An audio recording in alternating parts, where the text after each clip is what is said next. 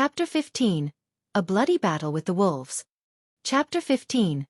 A Bloody Battle with the Wolves. 6 months later. In the residence of the city lord of Zhonglang City. Luo Tianwu, the city lord of Zhonglang City, leaned on his chair, holding on to his chin. His eyes were closed. He was frowning and deep in thought. City lord, did you request for my presence? Shortly after, Chao Gang, one of the 5 wolf guards, walked in, cupped his fists and bowed to him respectfully. Luo Tianwu opened his eyes. A beam of light streaked across them but only lasted for a moment. He asked, seemingly casual, "What are your thoughts on the Su family of Pingyang Town?" Chao Gang pondered and said, "The Su family's background is mysterious. Most likely, they are not from our country of Deqi. I suspect that they are from the country of Yan. In addition, the Su family is not as weak as they appear to be. Young Master Su had hidden his ability for many years. He is a figure not to be underestimated. He is most probably hatching a major ploy. As for second young Master Su..." Chao Gang paused for a while.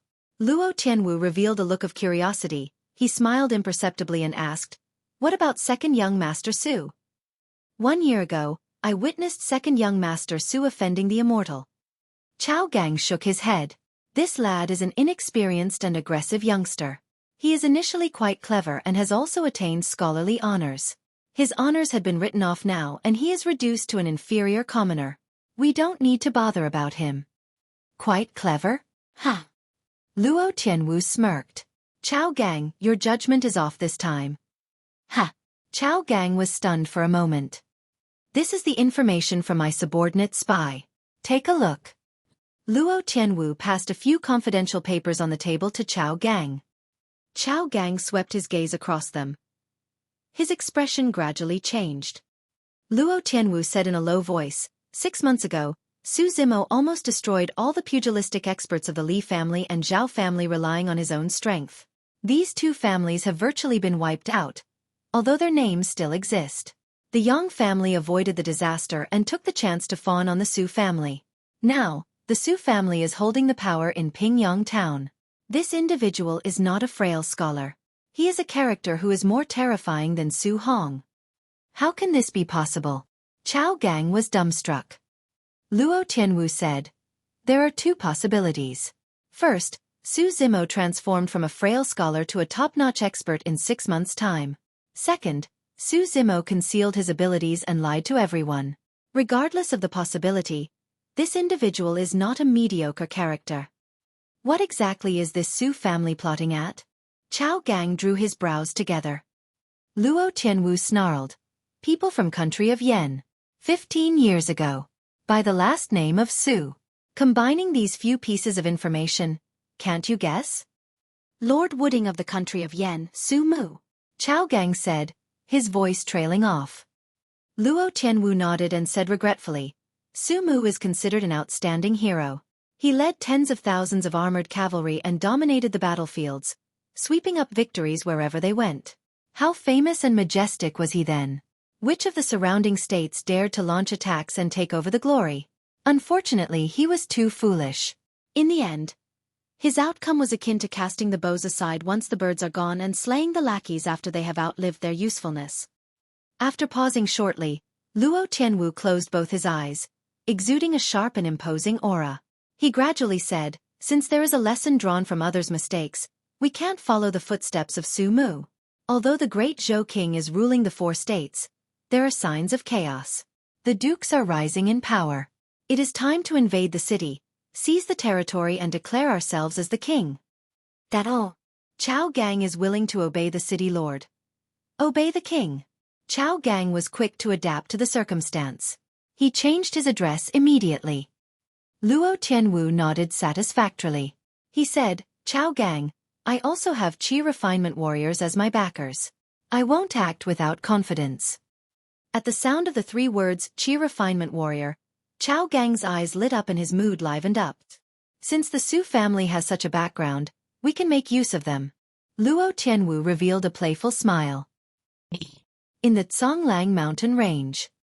After 6 months of wandering in the wilderness, Su Zimo had made tremendous progress in the realm of Tenden's transformation. He was close to initial success. After cultivating the anaconda styles, he had begun to cultivate the ape styles. Most importantly, Su Zimo now possessed a spirit perception that was skin to that of a beast. He was extraordinarily sharp and sensitive. Relying on the spirit perception, Su Zimo had countless narrow escapes from deaths. He even got away from some spirit demons before. However, in the recent 1 month, Su Zimo encountered some trouble. The lord of Zhonglang Mountain Range, the wolf clan, that had an astronomical number of members. Su Zimo encountered a wolf preciously. After a bloody battle, he killed it but unexpectedly provoked the endless hunting by the wolves. If he were to fight them on one-on-one, most of the wolves were not Su Zimo's match. However, the most terrifying thing about the wolf clan was their patience and acute sense of smell. Su Zimo had escaped from the packs of wolves countless times. But not long after, the wolves would hunt him down again with their keen sense of smell. This manhunt continued for 1 month. If Su Zimo's body was not strong enough or did not have the foundation of the 2 classic demon sections, body tempering and tendons transformation, he would have most probably died of exhaustion. In the long and endless escape, Su Zimo's clothes had long been torn by the spirit beasts during the combats. He was dressed in the random pieces of beast skins and had a gray stubble on his face. He did not look any different from a wild man. In the recent few days, the wolf clan seemed to have sensed that Su Zimo's physique had reached its limit. They hunted him even more closely and harassed him repeatedly. Su Zimo had a few terrifying wounds on his body. Although the bleeding had stopped, they had not healed completely. The wolf packs did not give Su Zimo any time to recover from his injuries at all. Su Zimo clearly knew that his condition would only worsen if this were to continue, but he could not think of any solution to get away from the hunt of the wolf clan. This night, Su Zimo arrived at a valley. Midway at the valley, he stopped in his tracks suddenly. His expression was grave. The cold breeze in his face carried traces of murderous aura. Behind him, pairs of greenish and sinister eyes of wolves appeared. Ferocious gazes were apparent. Wolves walked out from the darkness, filled the entire place and rounded up Su Zimo, who was in the center. On the 2 sides of the valley, there were also many wolves. They were howling at the moon. "You are finally here." Su Zimo licked his dry and chapped lips. His eyes were filled with a murderous intent. 1 month of sleepless and restless nights had reduced Su Zimo's spirit perception to its worst state. As a result, he had fallen into the situation of being rounded up by the wolf packs. Of course, this period of killing and escape were enough to prove the wits of the wolves. The current situation was also meticulously set up by them. When Su Zimo's strength, energy and all areas were reduced to their worst states, the wolf packs then launched the final battle. Prior to this, Su Zimo hardly used his saber. On the one hand, he did not know the techniques of using one. On the other hand, he wanted to hone his close combat skills as much as possible. Now, Su Zimo's used a backhand grip and pulled out the Thunderbolt saber in preparation for the last gamble. Howl! The leader of the wolf pack howled on the top of the valley. The wolves on the 2 sides as well as front and back of the valley swarmed in like bees. Poof! Su Zimo's flipped his hands and slashed. He slayed the first wolf that dashed to him into half. Fresh blood was spilling out crazily. Bang! Su Zimo used the ground-rupturing palm with his right hand and smashed the skull of another wolf with all his might, splitting the latter's brains. The killings could not stop the wolves from advancing. On the contrary, it provoked their ferocious nature. Stepping on the corpses of their own clan, the wolves pounced on him continuously. Swoosh, swoosh, swoosh. Su Zimo began to use the plow heaven stride. Carrying the saber in his left hand, punching with his right hand, he dashed across the valley with ease, attacking on his left side and charging on his right. If one was watching the combat by the side, he would be shocked at a discovery. Despite being attacked and round up by dense packs of wolves, Su Zimo could still avert most of the attacks and avoid injuries to the vital points of his body. At the sight of the sharp wolf claws about to pierce into Su Zimo's head, without even looking, he suddenly dodged, punched with his backhand and hurled off a wolf. This was spirit perception. It could sense and avert danger without even looking or listening. In comparison to half a year ago, Su Zimo's methods had become more simple, direct and succinct. Nevertheless, they were extremely effective. Su Zimo was no longer restrained in his styles. His head, shoulder, wrist, fist, knee and back could all be used to kill the enemies. This was the close combat techniques that he had honed during the fights. It was filled with the smell of blood. It was swift, sharp, fearsome and merciless. Pierce. There was now an additional wound on Su Zimo's body.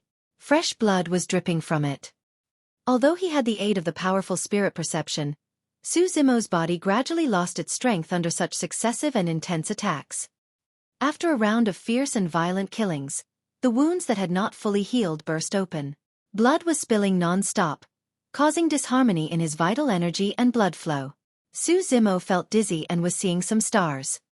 I can't hang on for too long.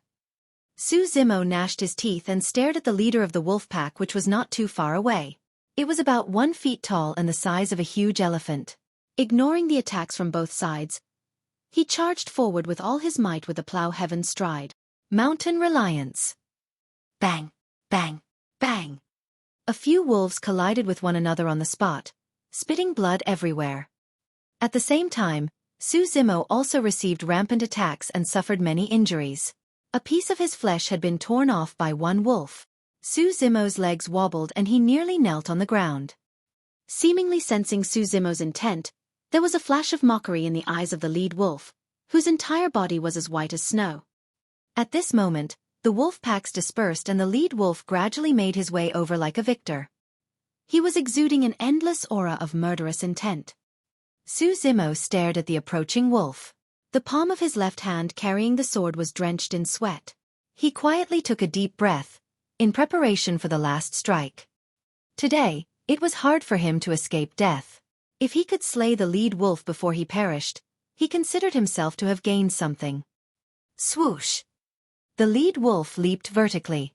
A violent aura enshrouded the air and charged toward Su Zimo.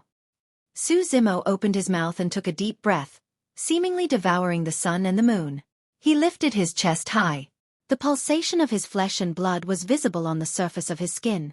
The large tendons were knotted together, seemingly coiled by countless anacondas. PSSD. Flows of air surged into his lungs crazily, giving out a strange noise. Anaconda Eclipse. This was one of the styles of the tendons transformation section. It enlarged the large tendons and could unleash mighty powers instantly. Su Zimo lifted the Thunderbolt Saber using one hand, dashed directly to the lead wolf and aimed for its head. At the same time, his right hand threw a surprise attack with the ground-rupturing palm. This was already considered Su Zimo's most powerful strike. There was a flash of fear in the lead wolf's eyes. The humongous figure was extremely agile. It dodged in the air to avoid the Thunderbolt Saber coming towards him and landed his claw on Su Zimo's chest. Initially, this claw could penetrate Su Zimo's chest directly. However, Su Zimo had smashed his hand on the side of the wolf's body with a ground-rupturing palm at the same time. Roar! The lead wolf howled in pain. It was flung by Su Zimo. After rolling on the ground once, it climbed up rapidly and shook its head, seemingly fine.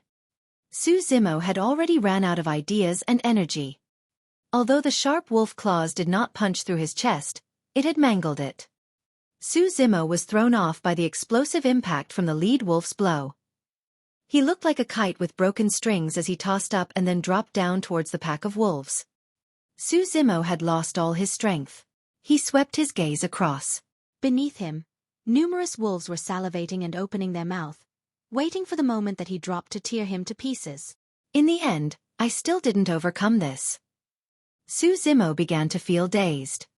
At the sight of Su Zimo falling into the pack of wolves, a figure suddenly flashed in the darkness and swayed past him mid-air. It took Su Zimo away from the corners of the mouths of the wolves in passing. Chapter 16. Scarlet Flame Fruit. Chapter 16. Scarlet Flame Fruit. Miss Die. Su Zimo was startled awake and immediately refuted this thought. A tall, large and strong-built figure was approaching him. He was covered in long hair and smelled nauseating. How could that be Dai? Su Zimo struggled to open his eyes to catch a clearer glimpse of the person's looks. However, a gush of fatigue overtook him. Su Zimo's vision was getting increasingly blurry. He could vaguely see the dark figure grabbing onto things and swinging to and fro above the valley. His movements extremely swift, agile and light. Shortly after, he had reached the hilltop of the valley and got away from the wolf pack's encirclement. Jie, jie. The black figure looked back at the numerous wolves in the valley and gave out an eerie laughter. Thereafter, carrying Su Zimo, with 2 to 3 moves at a time, he disappeared into the forest. Not knowing how long had passed, Su Zimo gradually regained his consciousness and struggled to sit up. He was in pain all over and his muscles were numb and aching. Su Zimo looked down and saw that some unknown herbs had been applied on his wounds. They felt light and cool. The rest of the body parts without injuries had also been smeared with some unknown material that emitted a foul and repulsive stench. Su Zimo drew his brows and looked around. This was a rather wide and spacious cave without an extraordinary appearance. However, many wolf skins were hanging on the walls. At this moment, gurgling sounds could be heard coming from the entrance of the cave. A tall and big figure snuggled in. The way he walked was a little odd. He seemed to be tiptoeing and leaping. Su Zimo focused his sight and was stunned on the spot. What came in was not a man but a monkey. He had actually been saved by a monkey. Su Zimo's mood was a little complicated. During the past 6 months at Songlang Mountain Range, there were at least 800 to 1,000 spirit beasts that died in his hands. He did not expect himself to be saved by a spirit monkey in the end. This spirit monkey looked very ordinary. It had super long forelimbs that exceeded the knees when hung down. A dot of red light was swirling in the depths of his eyes. It was a little strange and mysterious.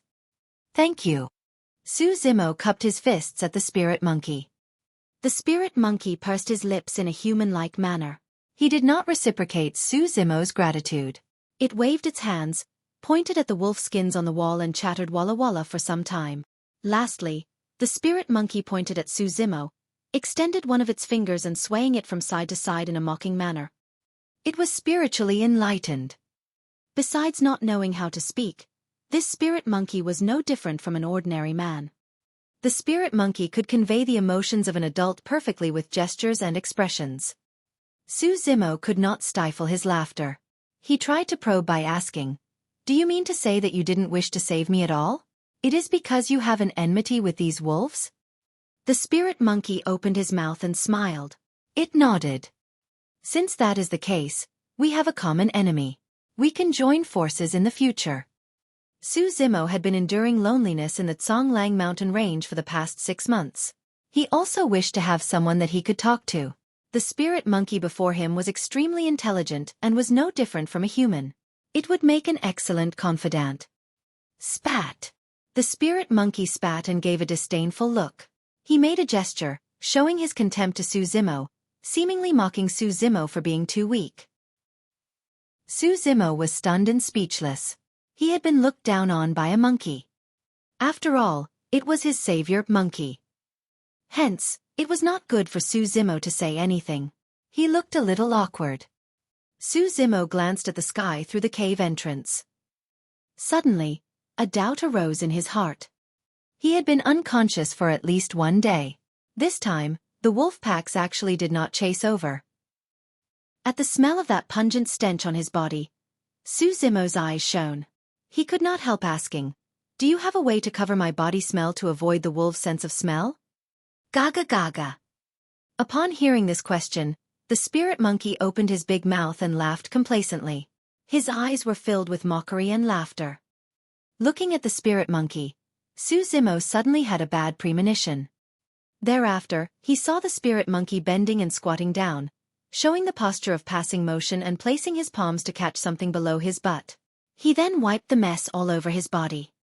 "The thing that is smeared on my body is your poop?" Su Zimo turned pale. He asked after much difficulty. Gagaga.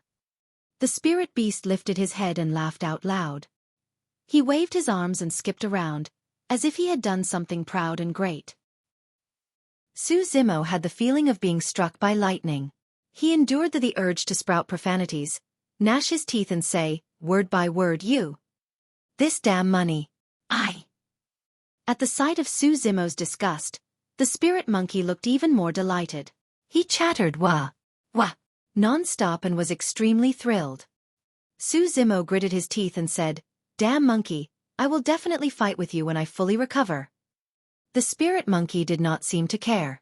It only stood on the same spot and laughed arrogantly while crossing its arms. Su Zimo was covered in pain and wounds. He could not do anything to the monkey for the time being. He lay down swiftly on the ground and tried to calm down. Just as he lay down, not far from his head, Su Zimo saw a red and lush fruit hanging and swaying slowly. It looked juicy and shiny and emitted a tempting fragrance. Su Zimo was thirsty and his mouth dry. Without thinking much, he stretched out his hands and stuffed the red fruit into his mouth. The flesh of the fruit softened as soon as it entered his mouth. The juice was refreshing and sweet, transforming into a surge of warmth into his tummy. The spirit monkey inadvertently witnessed this scene. Its pupils shrank. Sounds of its laughter ceased abruptly. Su Zimo sucked his lips, savoring the good taste of this fruit. When he wanted to look for another one of it, he suddenly sensed a murderous aura in the cave. The atmosphere seemed to have turned stiff. Su Zimo was stunned.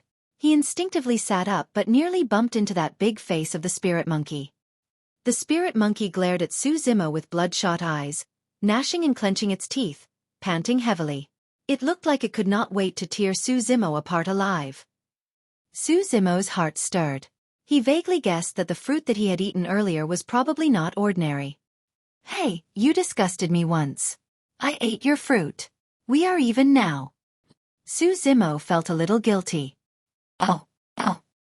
At the sound of Su Zimo's words, the spirit monkey was fuming with anger.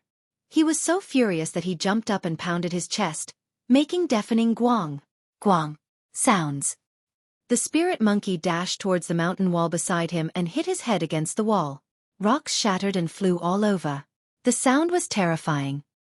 Su Zimo was secretly shocked. This spirit monkey was very powerful. He might not be its opponent even if he were to recover fully and was in his best condition. Fortunately, the spirit monkey did not vent its frustration on him. He continued to pound the mountain rocks and almost punched through the mountain walls. At this very moment, Su Zimo suddenly felt his belly warming up and turning boiling hot. Flows of warm air surged towards his limbs and bones, emitting endless flows of heat. Su Zimo's skin began to redden. It was as if a huge stove was inside him and barbecuing his body. The pain was unbearable. Pest! Su Zimo exhaled and looked down. He saw the flesh and blood surrounding his wounds throbbing, integrating and healing at a speed that was visible to the naked eye. Only the scars remained thereafter. In the blink of an eye, the scars came off and the skin was rejuvenated to be like before. Even the piece of flesh on the thigh that had been torn by the wolves was repairing itself rapidly at this moment. Ah!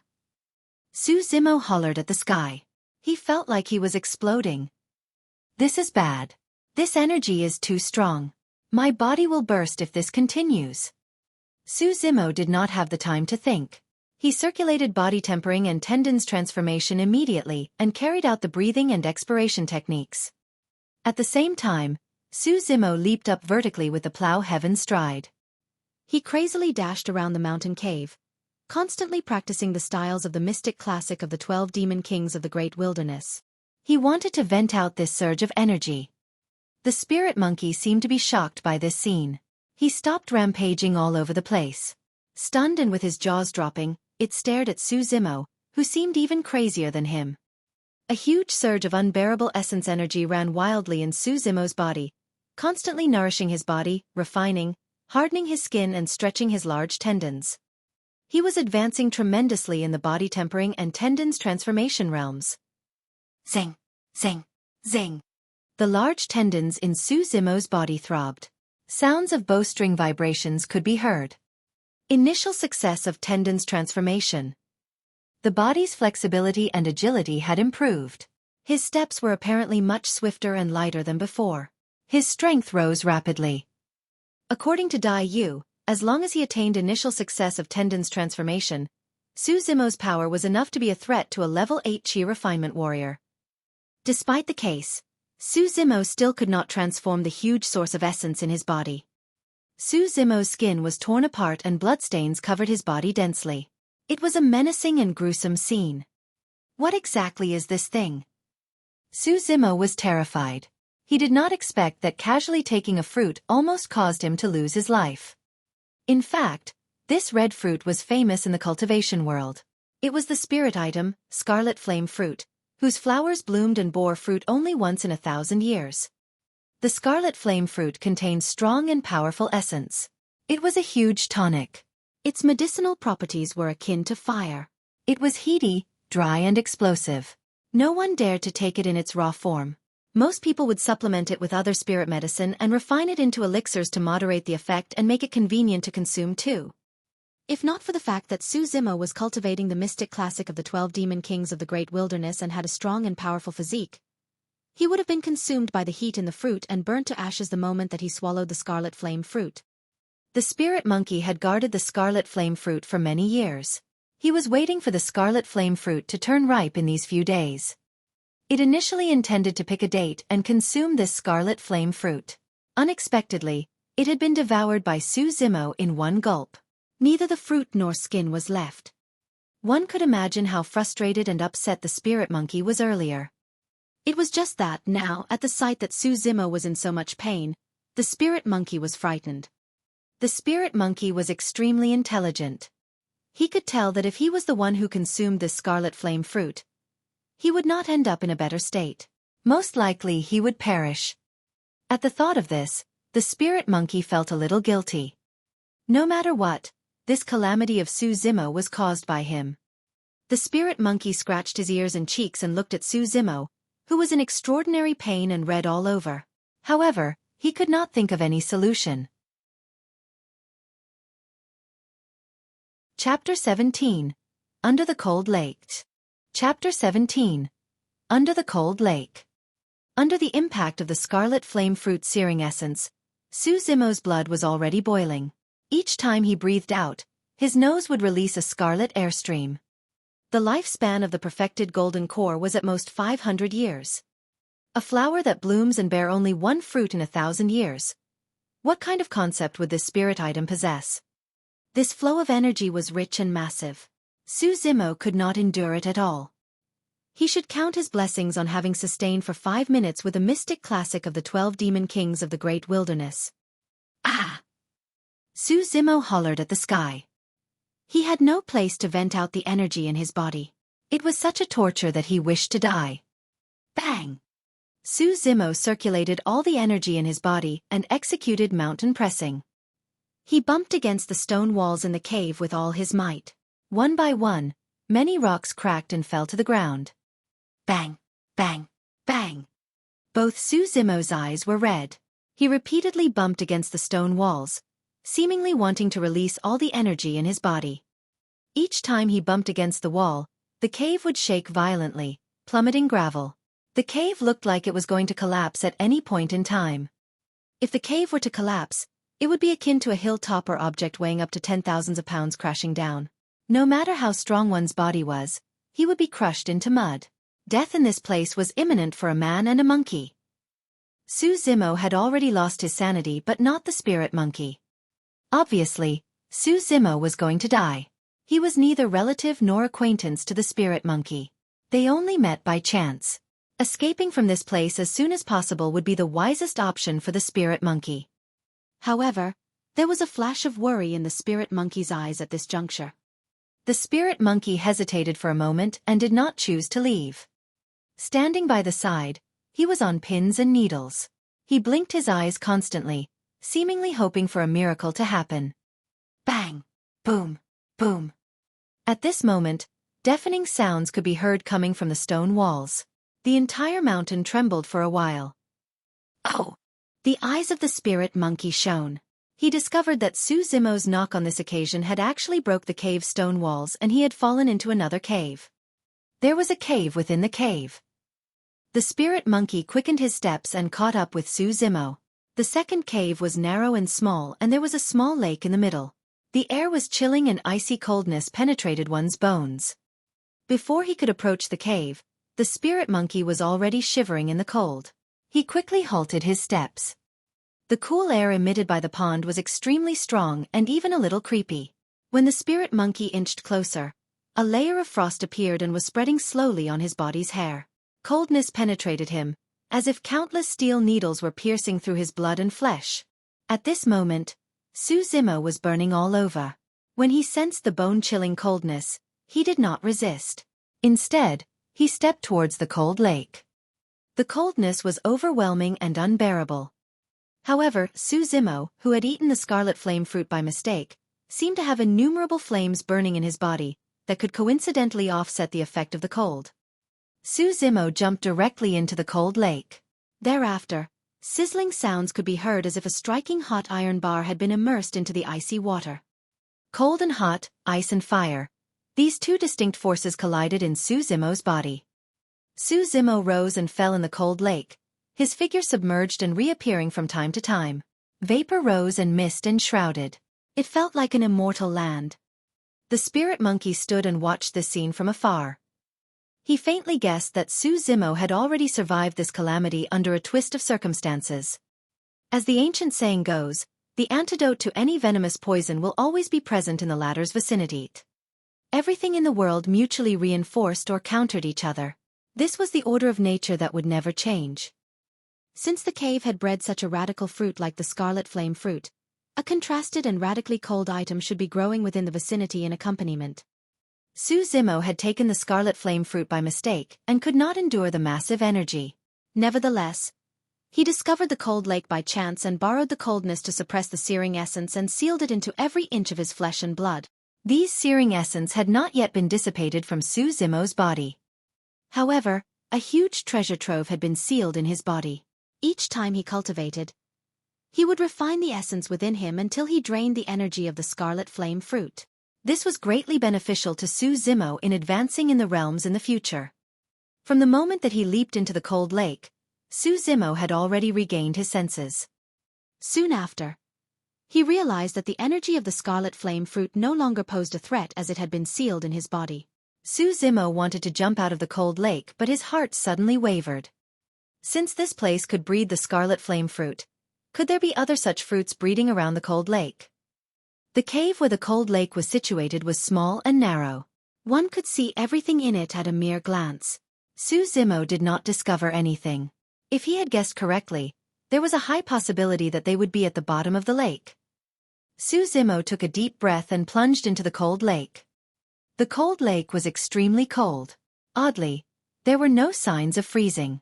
Su Zimo dived deeper and deeper, withstanding the intensifying pressure as he dived. The lake's waters were also getting colder and colder.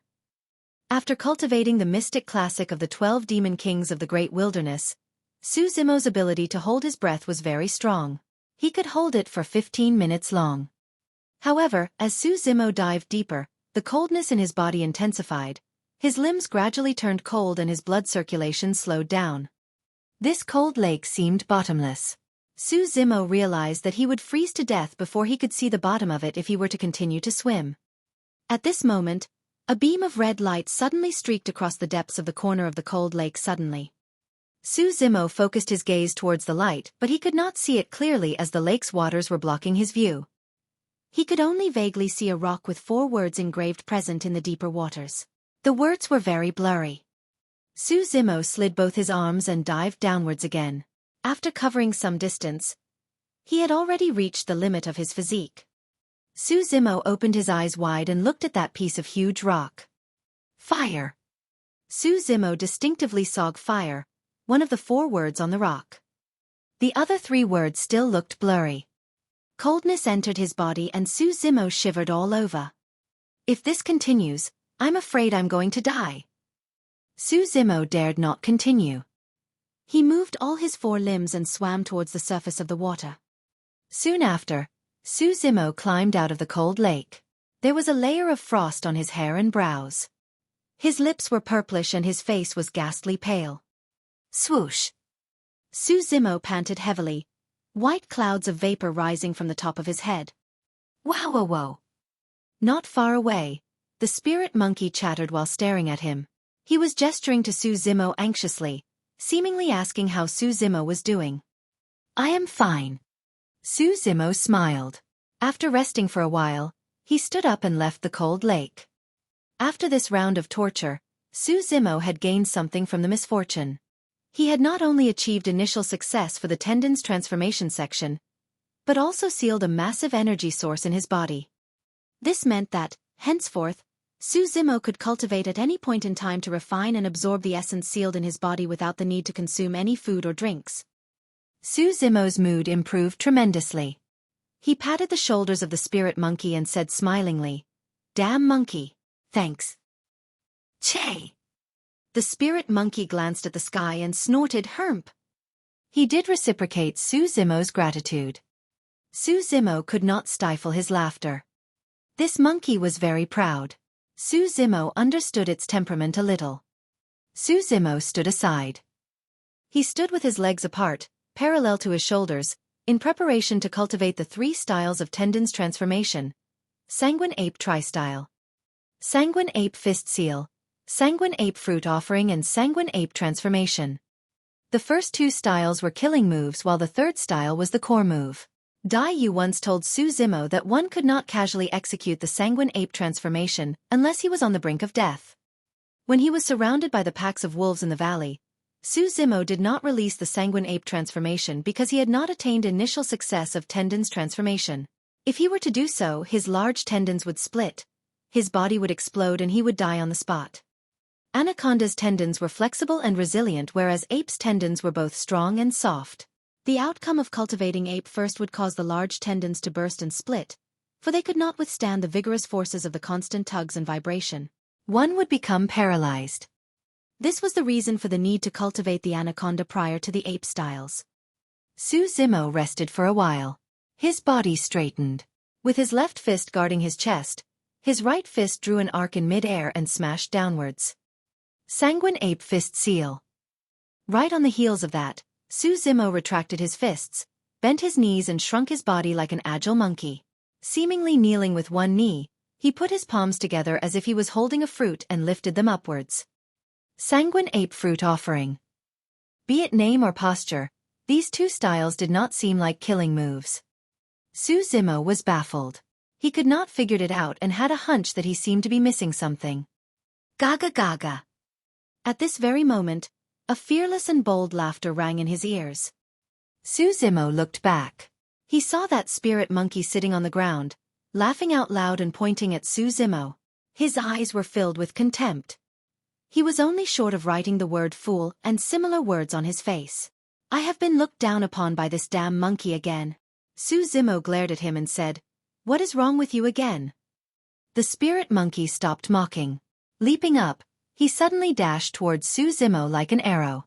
Both his hands were guarding the chest, his right hand cupped into a fist, drawing an arc in mid-air, charging and aiming at Xueqi's head.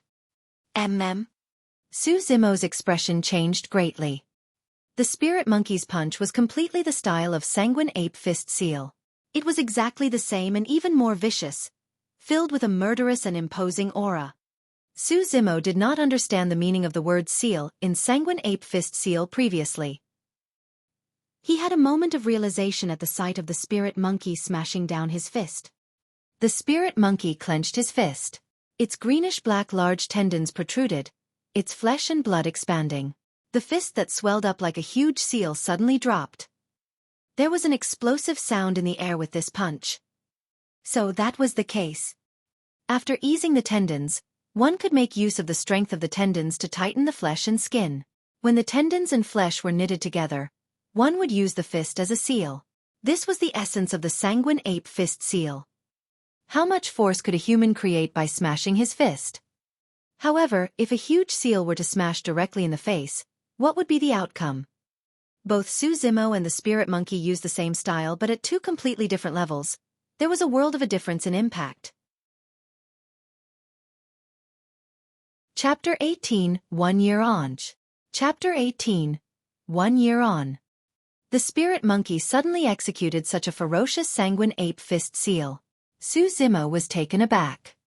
Xueqi was suddenly enlightened on the gist of this style.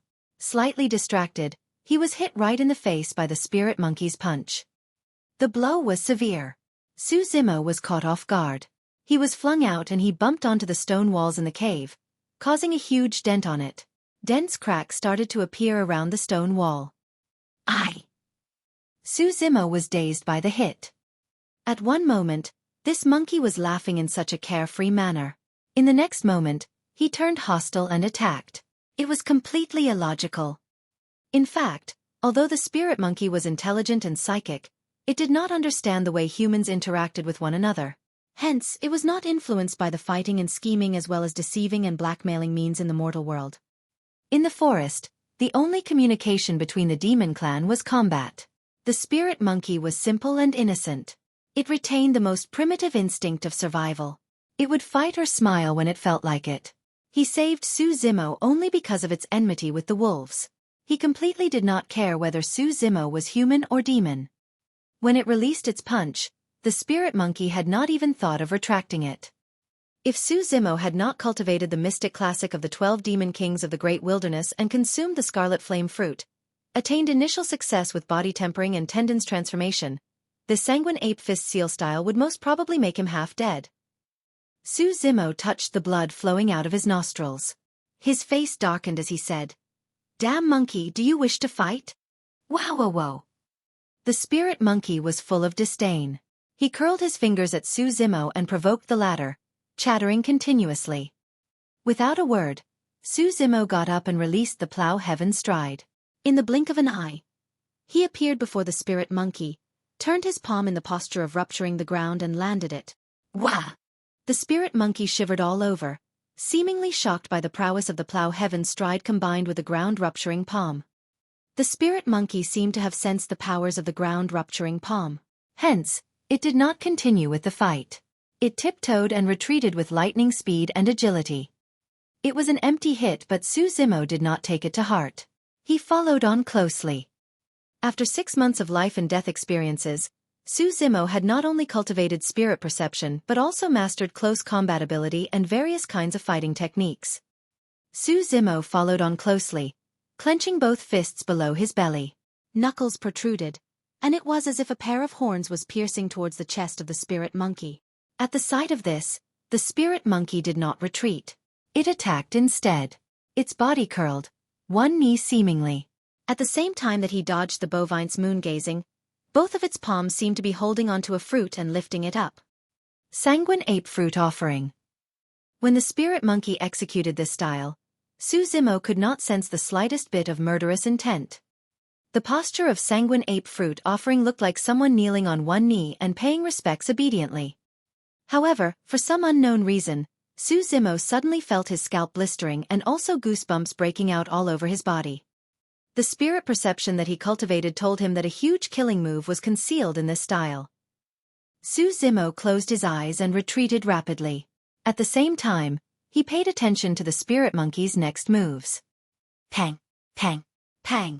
The initial curl of the spirit monkey's body suddenly bounced open upon reaching right before Su Zimo. The large tendons in its body were pulsating. Sounds of the bowstring ran. It was suddenly releasing and gushing with murderous intent. Thoughts flashed across Su Zimo's mind. He had faintly grasped the crux of the sanguine ape fruit offering. On one hand, when his large tendons contracted and suddenly stretched, it would release greater powers. On the other hand, sanguine ape fist seal first displayed weakness and restrained the murderous intent, followed by a counterattack. Apes loved peach and fruits most, but it offered the fruit at this point in time. Something was amiss. When it offered the fruit, it was evident that the ape already had a murderous intent. Bang, bang, bang. Su Zimo and the spirit monkey sparred constantly in the cave, feet curling and colliding, palms moving like Saber. With Su Zimo's combat techniques, he could receive and release blows freely. He was forceful and resilient, swift and flexible. He carried an aura that could block the heaven and split the earth. Shortly after, he subdued the spirit monkey. However, it was not easy for Su Zimo to defeat the spirit monkey. The spirit monkey realized that it was difficult to gain the upper hand in the combat. Hence, it began to move in all directions and flee from Su Zimo with swift styles and agile steps. Of course, from the beginning till the end, Su Zimo did not use all of his strength. Hence, although the spirit monkey would occasionally scream loudly, gnashing his teeth, it could still get up and fight again when he was overturned by Su Zimo's hit. The spirit monkey was a good sparring partner. Su Zimo not only wanted to practice his martial skills but also comprehend the gist of the sanguine ape tri-style as much as possible. A human and a monkey did not interact much, but they had an indescribable, tacit understanding with each other. In the time to come, Su Zimo lived in this cave. A man and a monkey occasionally went out to look for trouble with the wolf clan. After killing many wolves, they fled before the wolves could round them up. Of course, Su Zimo refused to smear himself with the spirit monkey's poop anymore. He found a type of herb that could conceal his smell and avoided the wolves.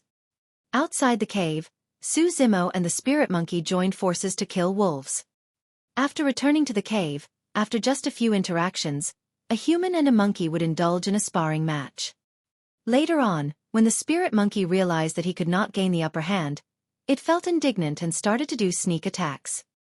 Sometimes when Su Zimo was resting, eating or sleeping, the spirit monkey would sneak up to punch him before turning and escaping, then make funny faces at Su Zimo from afar, laughing arrogantly and loudly as if it was the victor. After some time, as Su Zimo's spirit perception became increasingly acute, the spirit monkey found it hard to succeed in his sneak attacks. In the blink of an eye, another 5 months passed. The 1 year of test in Songlang mountain range was almost coming to an end. During this period, Su Zimo had been refining the energy of the scarlet flame fruit and devouring blood and flesh at the same time. The body tempering and tendons transformation realms advanced continuously towards phenomenal success. Su Zimo's body was coordinated, it could be hard or soft, and his strides were as light as a raccoon. When he walked, there was no sound in the air and no traces in the snow. He leaped and shuttled in the dense forest like apes. Using the old tree branches as his support, his feet did not even need to touch the ground. Of course, to Su Zimo, his close combat ability had improved the most. In Songlang mountain range, there were not many spirit beasts that were Su Zimo's match now. A man and a monkey seemed to have become the lord of the place. Many spirit beasts would choose to retreat at the sight of them. Su Zimo had a hunch that the cold lake in the cave was not ordinary. During this period, he dived into the cold lake countless times, wanting to explore it. However, before Su Zimo could travel to the lake bed, bone-chilling coldness would penetrate his body and slow down his blood circulation, showing signs of freezing. He would return without any success each time. Today, Su Zimo planned to check out the cold lake one last time before he left the Songlang mountain range. Not long after, Su Zimo rose to the surface of the water. He could not hide the disappointment in his eyes and shook his head. He still did not succeed. Body tempering and tendons transformation sections trained the flesh, blood and large tendons. In the deeper waters, the 3 body parts could endure the invasion of the cold, but when the coldness penetrated the bones and seeped through the blood veins, Su Zimo could not endure it longer. In the mystic classic of the 12 demon kings of the great wilderness, the 2 sections after tendons transformation were bone strengthening and marrow cleansing. It seems that I have the capability to get close to the bottom of the lake only after cultivating the marrow cleansing section. I can come again and explore at that time, Su Zimo said secretly. He did not know where the spirit monkey went. Perhaps it went out to look for the wolf clan's trouble.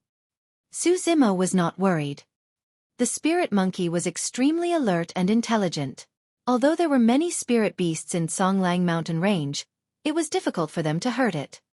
Furthermore, during this period, the spirit monkey's ability had improved much after sparring and fighting with Su Zimo. Su Zimo was most curious of something. The spirit monkey seemed to have learned the tendons transformation section before. The spirit monkey not only knew the sanguine ape tri-style.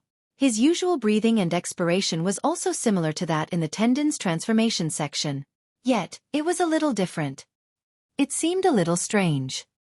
When Su Zimo questioned the spirit monkey, it seemed to be a taboo. It always averted his question. Later on, Su Zimo no longer questioned him. Today, Su Zimo did not leave the cave. He intended to bid farewell to the spirit monkey upon its return and then return to Pingyang town.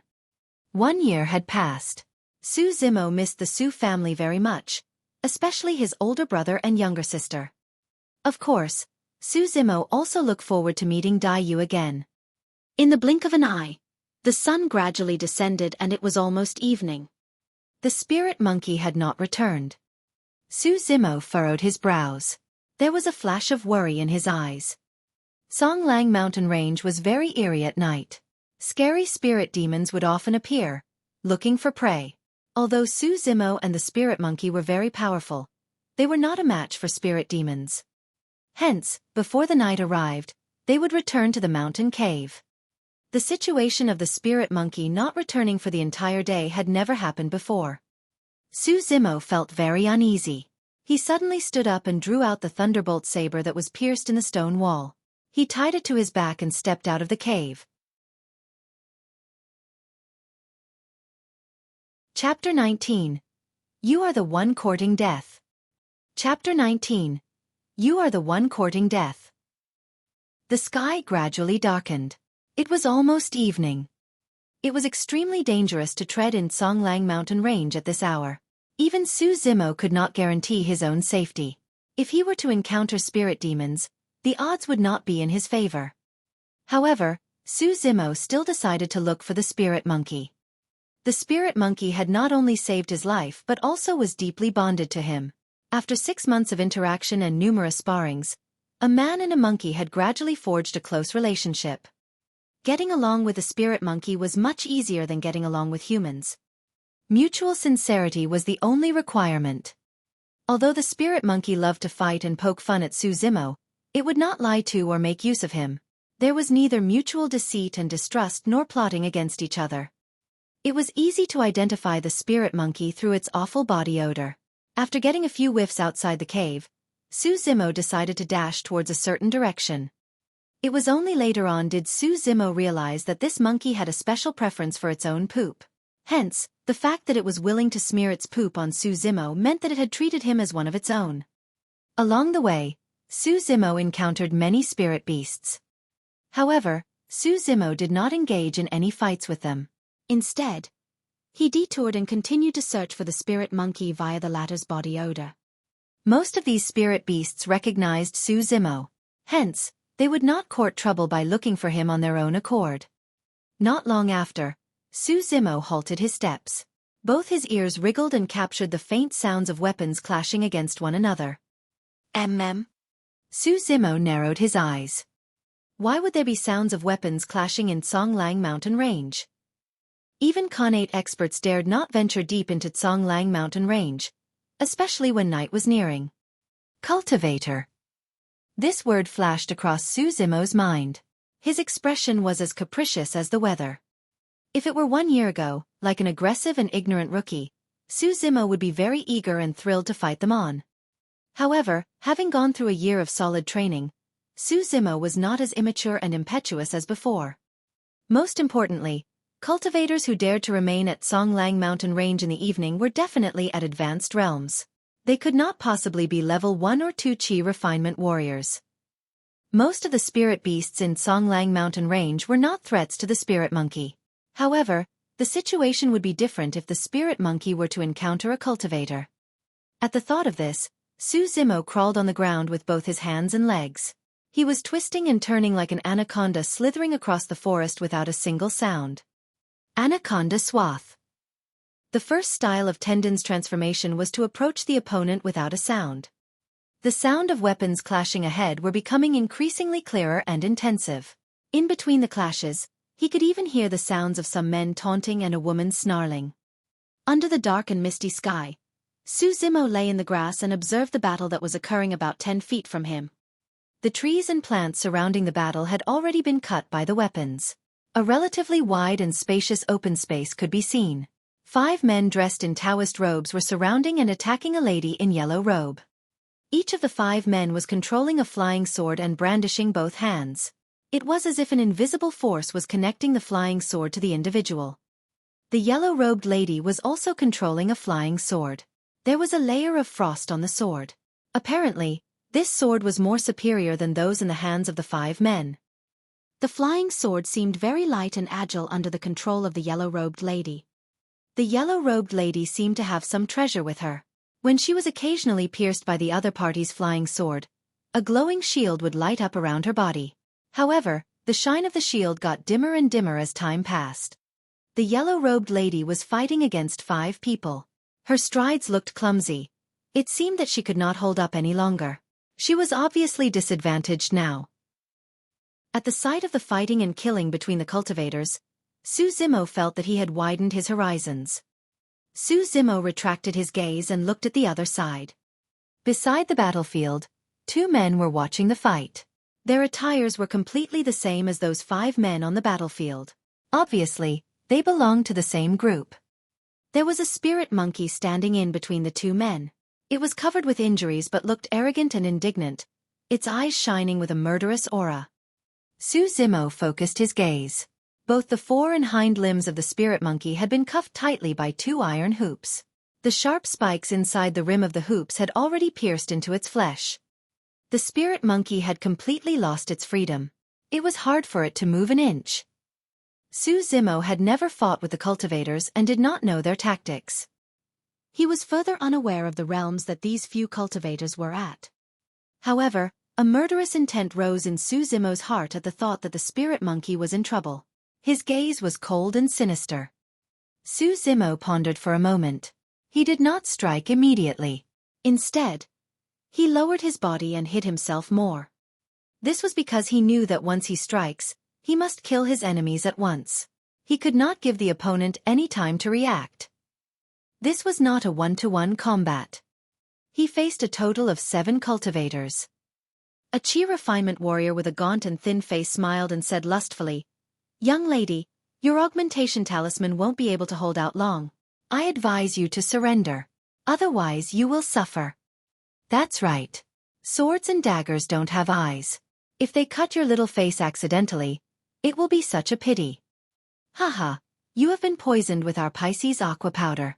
You can't hang on for too long, even if you are a foundation establishment cultivator. The yellow-robed lady arched her brows in anger, her expression chilly and aloof. She said coldly, "The few of you are courting death. You're just chi refinement warriors. I'm a cultivator from Azure Frost sect. If you know what is good for you, quickly surrender." Su Zimo was stunned. He did not expect the yellow-robed lady to be a foundation establishment cultivator. The frightening thing was that she was seemingly poisoned by the Pisces aqua powder. Hence, she would not be a match for these 5 chi refinement warriors. As to the augmentation talisman mentioned by that chi refinement warrior, Su Zimo had heard about it. One of the chi refinement warriors, who had a large face, sneered, "Hey, since we know that you are a cultivator of Azure Frost sect, the more we can't let you off. You have fallen into the Joyful Seven's hands. We'll make you feel so ecstatic that you will crave for death. Be obedient." Seemingly distracted by these words, the flying sword controlled by the yellow-robed lady halted for a moment. As a result, she was pierced by 2 other flying swords. Clang! Clang! A shield with a golden glow appeared around the yellow-robed lady and blocked the 2 flying swords. However, upon the impact of the blow, the shield was filled with cracks and looked like it would break at any point in time. The yellow-robed lady pursed her red lips without saying a word. She defended with all her might and refused to concede defeat. On the other hand, the bald-headed chi refinement warrior beside the spirit monkey looked relaxed. He said smilingly, "We have gained a lot in this trip to Tsonglang Mountain Range. This lady definitely has a lot of treasures with her. Most importantly, be it face or figure, this lady is of supreme grade. She will be a delight for the 7 of us. Haha." That said, if we don't have the beast trapping hoop that Master passed down to us, we really won't be able to take down this monkey, said another chi refinement warrior who was carrying a long rod. There was a lingering fear in his heart. The bald-headed chi refinement warrior sneered and said, "After we return, let's torture this monkey and force it to pledge a blood oath. I don't believe that we can't subdue a beast." When the 2 saw that the outcome was quite certain, they could not help relaxing a little and chatting casually. At this moment, there was a bloody shine in the spirit monkey's eyes. Initially rooted to the ground, it suddenly turned its body and opened its mouth wide, revealing its sharp teeth as it bit the neck of the chi refinement warrior beside him. The spirit monkey's limbs could not move as they had been bound. However, biting was an innate skill of it since the day it was born. If it could successfully bite the chi refinement warrior, the latter would not have any chance of surviving. The spirit monkey was tall and big. It had to lower its head to bite the chi refinement warrior who was relatively shorter. In addition, its body was restrained. As such, its action was slightly delayed and that person reacted in time. The countenance of the chi refinement warrior holding the rod changed. He quickly dodged. Pierce. Although he had avoided being bitten on the vital point of his neck, a big piece of flesh on his shoulder tip had been torn off by the spirit monkey. Fresh blood was spilling out from it. Ah!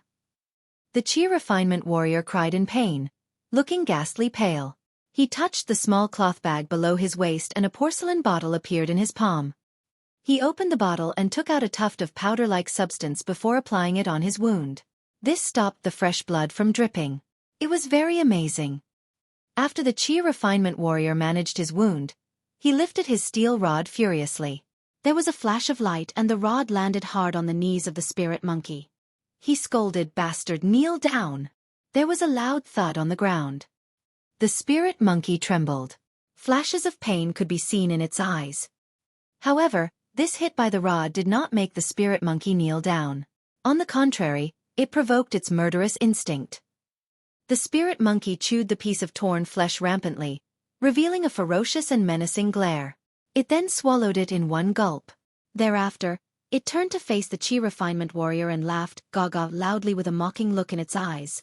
He was untamed, obstinate and unyielding. "Bastard, you're courting death."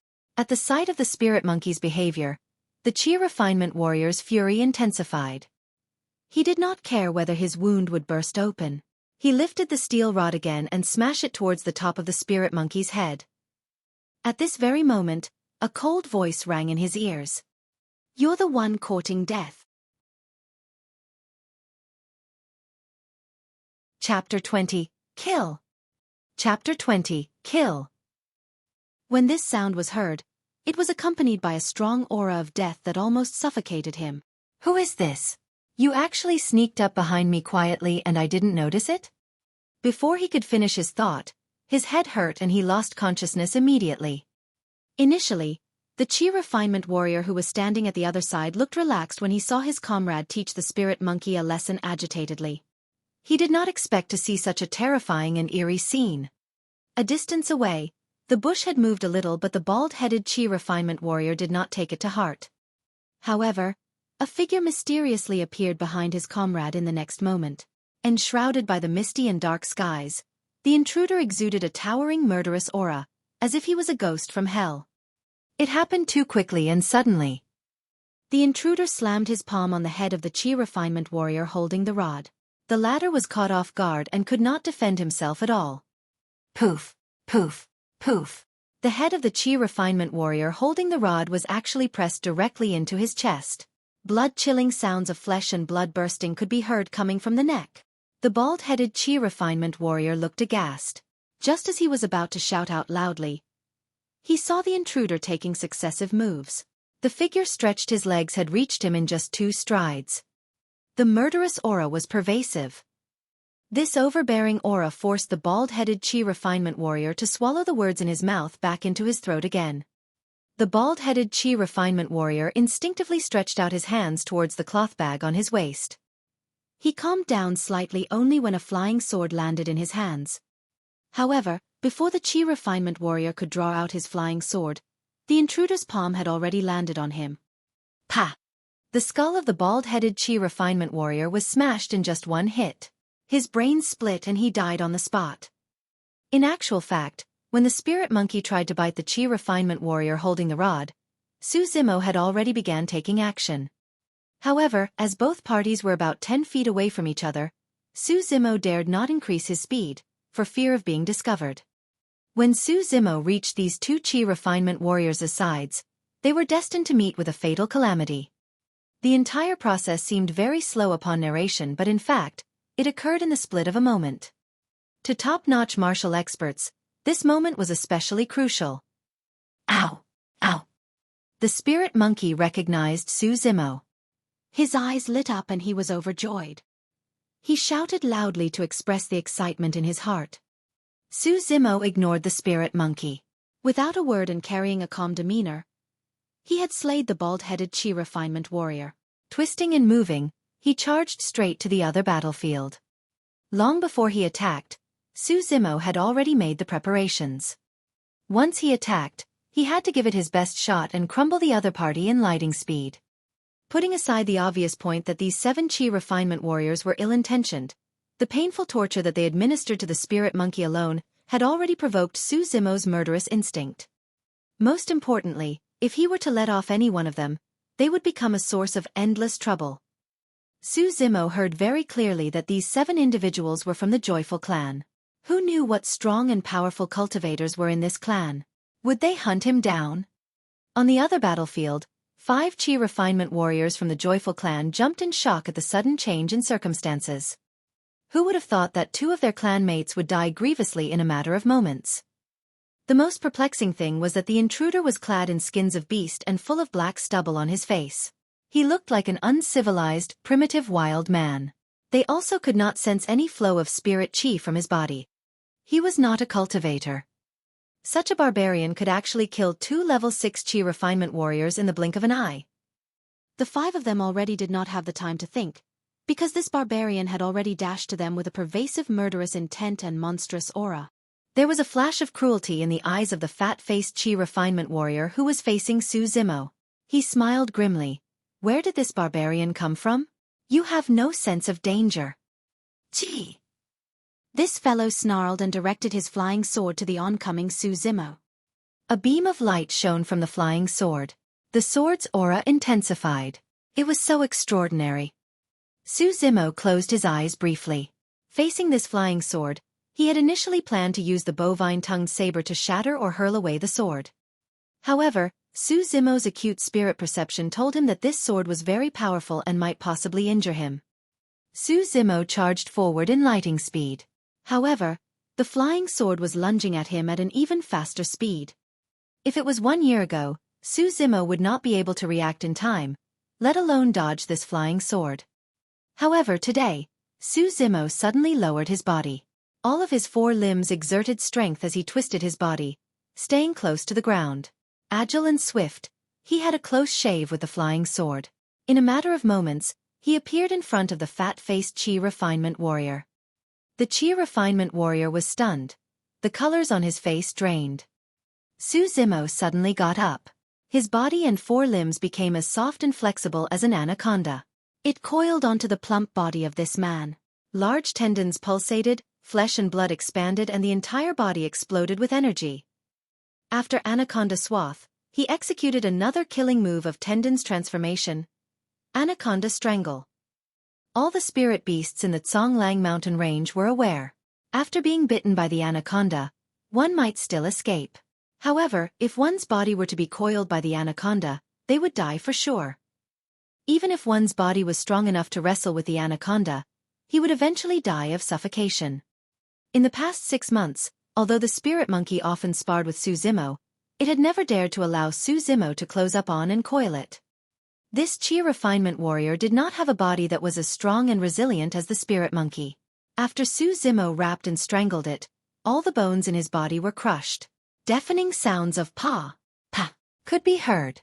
It was horrible and gruesome. Poof! Bloody fog filled the air. Under the watchful eyes of everyone, a burly figure burst open on the spot and turned into a puddle of fleshy mud. This was the true powers of the mystic classic of the 12 demon kings of the great wilderness. After killing this man, Su Zimo did not stop. He used Plow Heaven's stride and headed towards another Qi refinement warrior with a gaunt and frail face. Although Su Zimo was unaware of the cultivation realm of the 5 Qi refinement warriors present, using his spirit perception, he could vaguely sense that the fat-faced Qi refinement warrior who died earlier and the one before him right now were the greatest threats to him. He could reduce the chances of an accident to the lowest if he could kill the 2 of them first. At the sight of Su Zimo killing 3 people, the skinny Qi refinement warrior wore a grave expression. He instantly became cautious. A ray of light burst out from his fingertip and entered the flying sword. The flying sword flickered and shone brightly. Go! This flying sword dashed toward Su Zimo, its movements as swift as thunder and as fast as lightning. One of the 3 Qi refinement warriors who were attacking the yellow-robed lady also came forward and directed his flying sword to pierce the middle of Su Zimo's back. The 2 Qi refinement warriors concentrated on rounding up and attacking Su Zimo. Su Zimo seemed to have eyes grown on his back. Without even turning back, as he was charging forward, he dodged and got away from the flying sword piercing towards his back. Simultaneously, Su Zimo used his backhand to grip the thunderbolt saber on his back, spread his arms and slashed towards the flying sword coming towards him. Clang! Ear-piercing sounds of weapons clashing could be heard. The thunderbolt saber chipped off after colliding with the flying sword. Cracks appeared around the chip. Obviously, the saber was ruined and could no longer be used. Su Zimo was stunned. Since he got hold of the thunderbolt saber, it had always been of use to him. It could even slash the skin, hair, flesh and blood of spirit beasts. Unexpectedly, it almost shattered into pieces after colliding with the agile, long and slim flying sword of the cultivator. Su Zimo's expression did not change. He was not bothered. This was because he had already achieved his objective. The thunderbolt saber had hit the flying sword, riding on the shocking energy that exploded from his body. It had already sent the flying sword on a deviated route that was some distance away. The flying sword that should initially pierce into Su Zimo's skull only passed through the passage beside his cheek. Right from the beginning, Su Zimo had never paused his attacks for a single moment. His speed only increased. He was closing in. Su Zimo used the thunderbolt saber to block the flying sword so that he could shorten the distance between he and the thin and frail Qi refinement warrior. Su Zimo remembered Dai Yu's words by heart. Most of the cultivators' bodies are relatively weak. As long as you can avert their first wave of attack and take the chance to shorten the distance between both of you, you will be able to make use of the strong and powerful close combat ability of the demon clan to slay them. Chapter 21. Calamity. Chapter 21. Calamity. Su Zimo widened his strides and walked to the front of the skinny Qi refinement warrior. As soon as he flipped his hand, the ground-rupturing palm was violently executed towards the face of the other party. The skinny Qi refinement warrior was very alert and quick to react. At the sight of Su Zimo dodging the flying sword, he had searched out a face mirror from the cloth bag on his waist and chanted something. The mirror enlarged instantly, glistening and crystal clear. Su Zimo had long noticed the small cloth bag hanging on the waist of the cultivators. It seemed to be a cosmic bag. Whenever they touched it, they could retrieve something. However, Su Zimo did not find it unusual. Compared to the methods that Dai Yu used to open up a big and spacious cultivation field, these small cloth bags were obviously much weaker. In a hurry, the skinny Qi refinement warrior lifted the mirror in his hands to shield his head. Bang! Crack! Crack! Crack! Su Zimo's hands landed on the mirror of the skinny Qi refinement warrior. First, there was a deafening sound of an explosion. Immediately after, lines of cracks appeared on the mirror surface. Ah! The skinny Qi refinement warrior gave out a miserable cry. His arms had been instantly crushed by the powers reflected by the surface of the mirror. His veins and bones shattered and his body was flung off. This time, Su Zimo dared to hit with his bare fists. On the one hand, it was because he sensed that the mirror did not have any attack properties. On the other hand, the surface of the mirror did not shine when the other party took it out.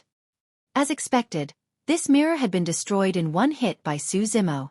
The skinny Qi refinement warrior almost died on the spot. He fell to the ground, looking as white as a sheet and shrieking, "Who are you?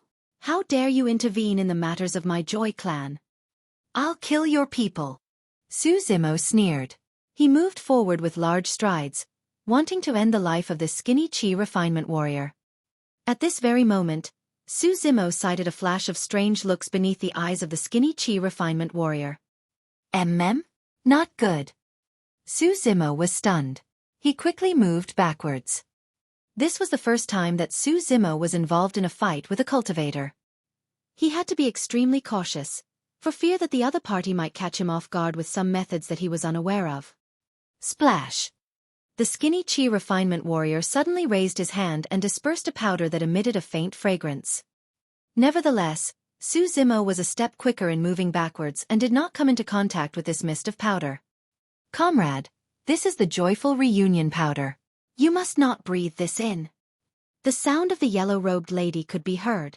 It was gentle and beautiful, carrying a tinge of anxiety. Su Zimo frowned and looked at the skinny Qi refinement warrior who was hiding in the mist of powder. He paused for a moment.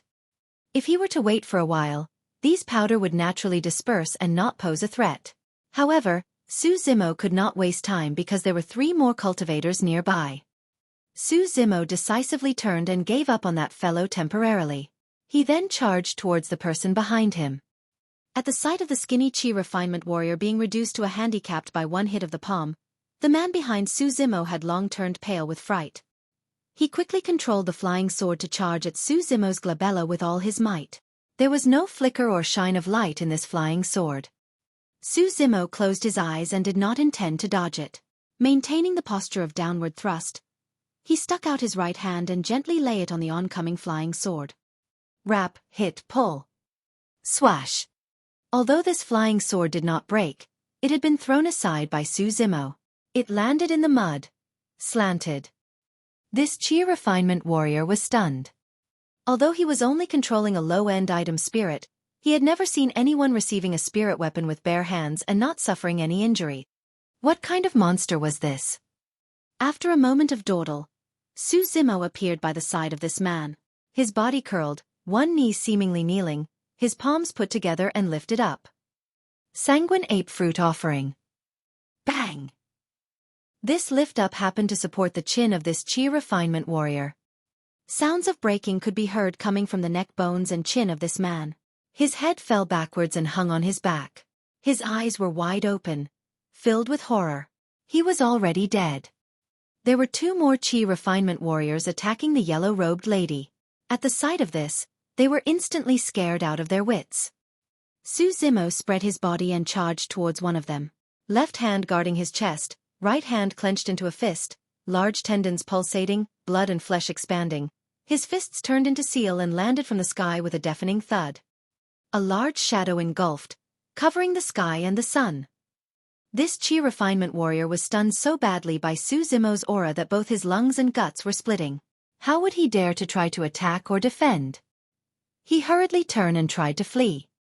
Believing that he was going to escape from the scope of the large seal above him, he was elated. At this very moment, he could hear the sounds of bow strings vibrating. It was petrifying. Pang, pang, pang. Su Zimo's large tendons stretched and his arms swelled and enlarged. The gigantic seal came crashing down, caught up with that Qi refinement warrior who was fleeing in panic and landed on the top of his head. Poof!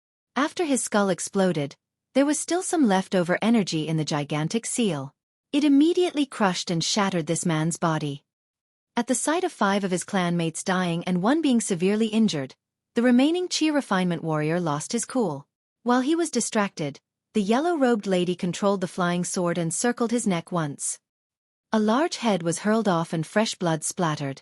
The headless corpse fell to the ground and twitched from time to time without any consciousness. The yellow-robed lady was covered in delicate beads of sweat. After killing this man, her chest was heaving and she was panting slightly, seemingly to have reached the limit of her physique. Su Zimo turned and looked at the skinny Qi refinement warrior who lost his arm. However, he discovered that the other party had seized the opportunity to escape to a distance. His right hand was pressing onto his wound. With a flying sword under his feet, he traveled through the sky and disappeared into the forest immediately. Su Zimo frowned. At this moment, it was too late for him to chase him. Or rather, even if he could catch up with him, Su Zimo could not do anything to him as he was high in the air. Suddenly, Su Zimo discovered that he had a fatal weakness. He could not fly in the sky. If the Qi refinement warrior were to execute the sword kinesis flight immediately before fighting him, he could only be attacked and could not strike back. After this round of killings, night had gradually fallen. One could vaguely hear the roaring sounds of the spirit beasts shaking the heavens and earth. Looking at the back view of the skinny Qi refinement warrior in the darkness, there was a flash of worry in Su Zimo's eyes. This man's escape was ultimately a calamity. No one knew when this calamity would begin to erupt. However, another thought flashed across Su Zimo's mind. Night had fallen and it was the time where spirit beasts and spirit demons come out preying. This man's broken arm would emit a strong stench of blood. He might not leave the Zhonglang mountain range alive. Ow! Ow! The spirit monkey's shouts interrupted Su Zimo's deep thoughts. The spirit monkey was tied up. He leaped about on the ground that he was standing at, shouting at Su Zimo. It wanted him to help it remove the iron hoops around its limbs quickly. Stay there obediently first. Who told you to run around? It was a rare sight for the spirit monkey to be defeated. Su Zimo deliberately cast him aside and went to the corpses of the few cultivators. He removed the 6 small cloth bags from their bodies and tucked them into his arms without even looking.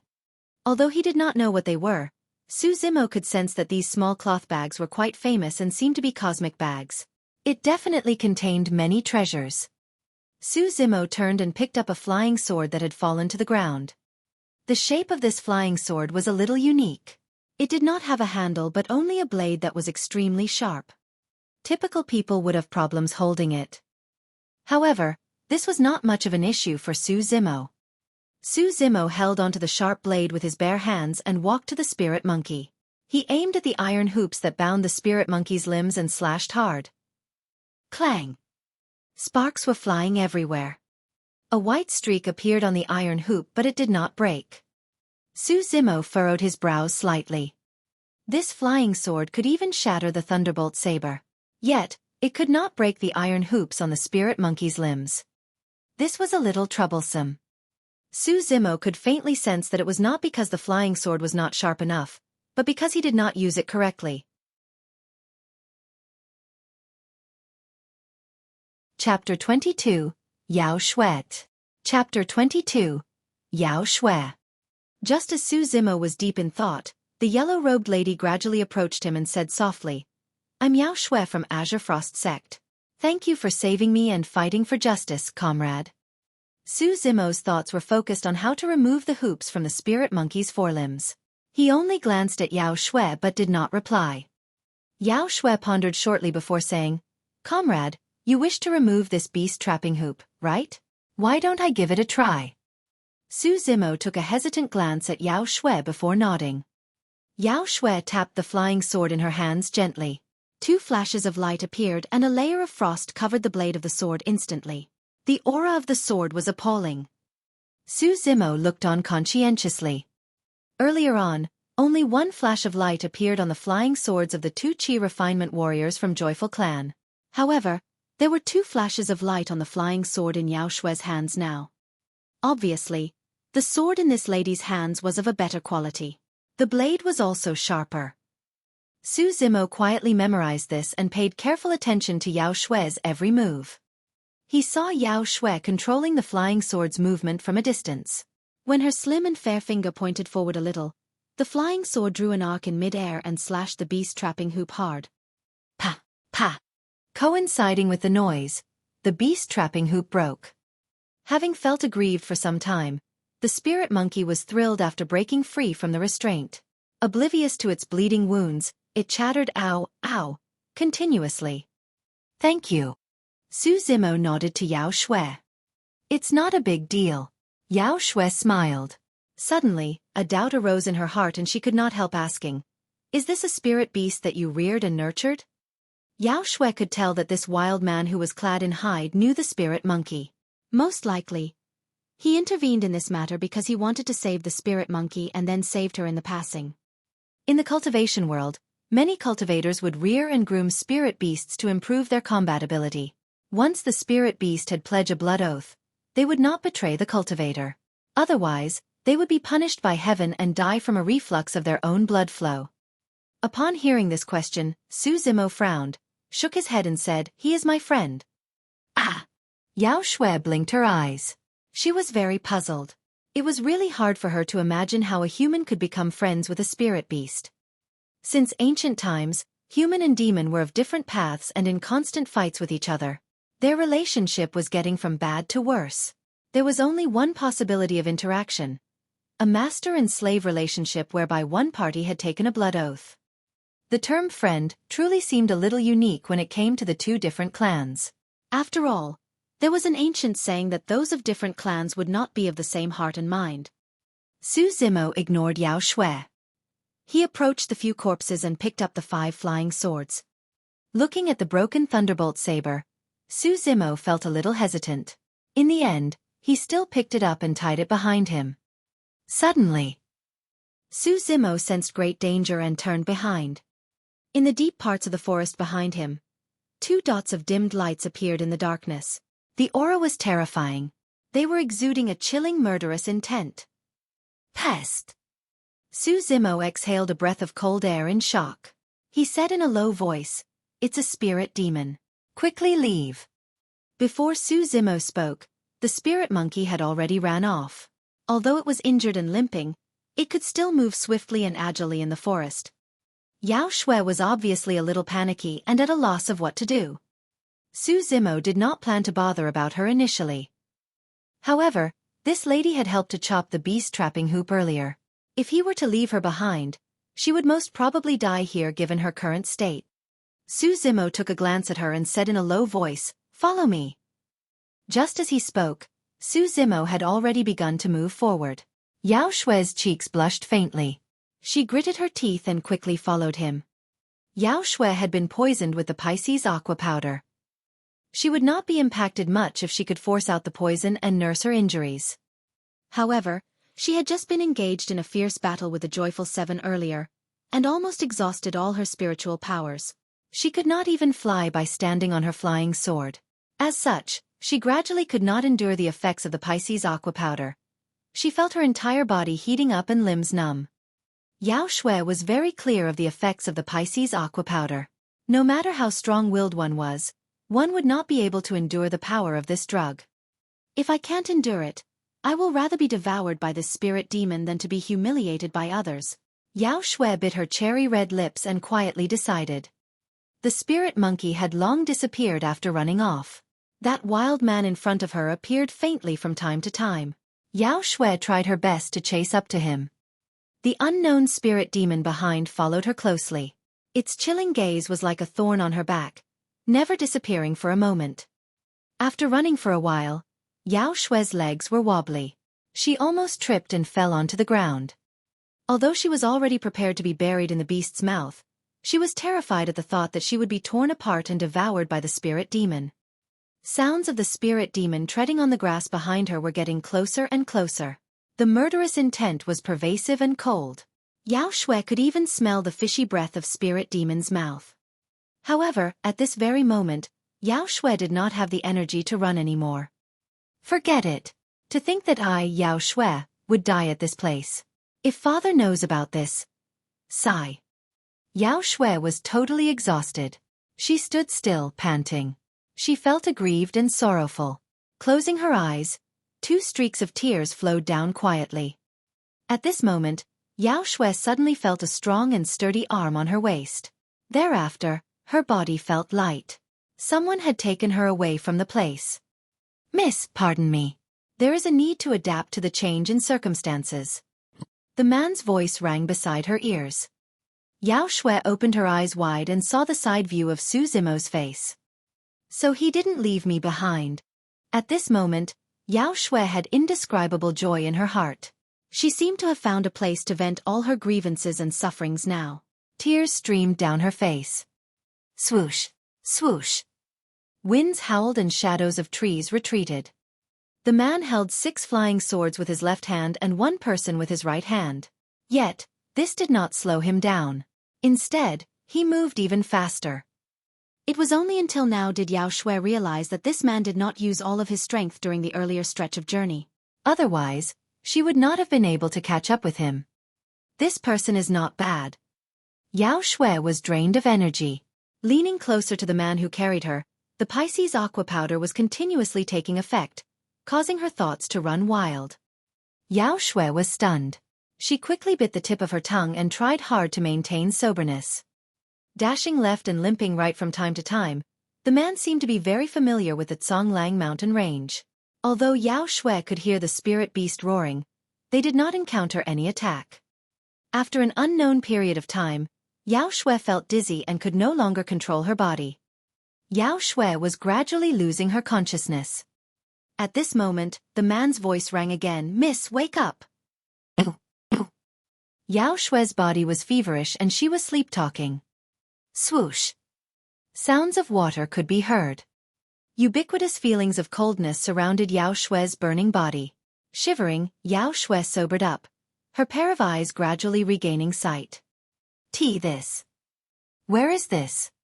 Shivering, Yao Xue asked and looked at the surroundings. This was a small and narrow mountain cave. She was in the middle of a cold lake, and there was nothing around it. Although the effect of the Pisces aqua powder was still present, The bone-chilling coldness from the lake waters constantly stimulated Yao Xue's nerves and allowed her to maintain sober. You are a foundation establishment cultivator. Coupled with the aid of this cold lake, you will most likely be able to diffuse the effects of the Pisces aqua powder. After saying these words, the man turned and left. Before leaving, that man found a few pieces of wolf skins and covered the entrance of this small and narrow cave. Sounds of the man's steps gradually faded away. Noticing all these, feelings of strangeness rose in Yao Xue's heart. After falling into the lake, her clothes were already drenched. Nevertheless, the man did not peep at her at all. He was also very meticulous. He covered the cave's entrance as he was afraid that she would feel awkward. Although the effect of Pisces aqua powder was strong, it did not constitute as a threat to foundation establishment cultivators. Yao Xue was feeling miserable that she did not have a chance to force the effect of the Pisces aqua powder out. Now that she was sober again, she quickly searched out an elixir from her storage bag and put it into her mouth. She then began to circulate the Spirit Heart Sutra. At this very moment, she could hear the man's voice mingled with the spirit monkey's chatters outside. A man and a monkey seemed to be communicating. The man's voice was neither loud nor soft. The volume was just audible to Yao Xue. Yao Xue felt her heart warmed. That man used such a method to tell her that he would always stay outside the cave. He was neither too far from nor too close to her. Hence, she could heal her injuries without any worries. This man is really interesting. Yao Xue smiled gently. She looked so beautiful and flawless.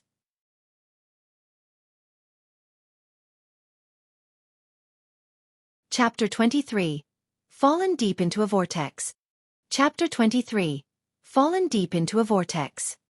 Su Zimo stepped out of the cave. The spirit monkey was waiting for him outside. The spirit monkey laughed gaga, pointing to the inside of the cave. He winked and made faces at Su Zimo with a strange expression. He even wiggled his body a few times. Su Zimo cursed and laughed. This damn monkey. You know everything. In actual fact, although Su Zimo had not heard of the joyful reunion powder, he could vaguely guess the purpose and effect of this drug. He had studied for more than a decade. Su Zimo would not take advantage of another person in a perilous state, not to mention that both of them met by chance. How are your injuries? Su Zimo asked. Whoa. The spirit monkey waved its hands to express that it was fine. The spirit monkey's physique was amazing and body healing capabilities were extremely strong. It would recover in a few days' time. After being silent for a while, Su Zimo said softly, I'll be leaving. Oh.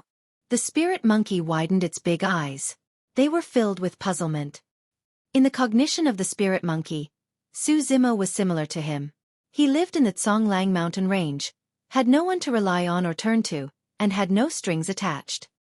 Su Zimo pointed to the direction of Pingyang town and said, There is a town about a few dozens of kilometers from Zhonglang mountain range.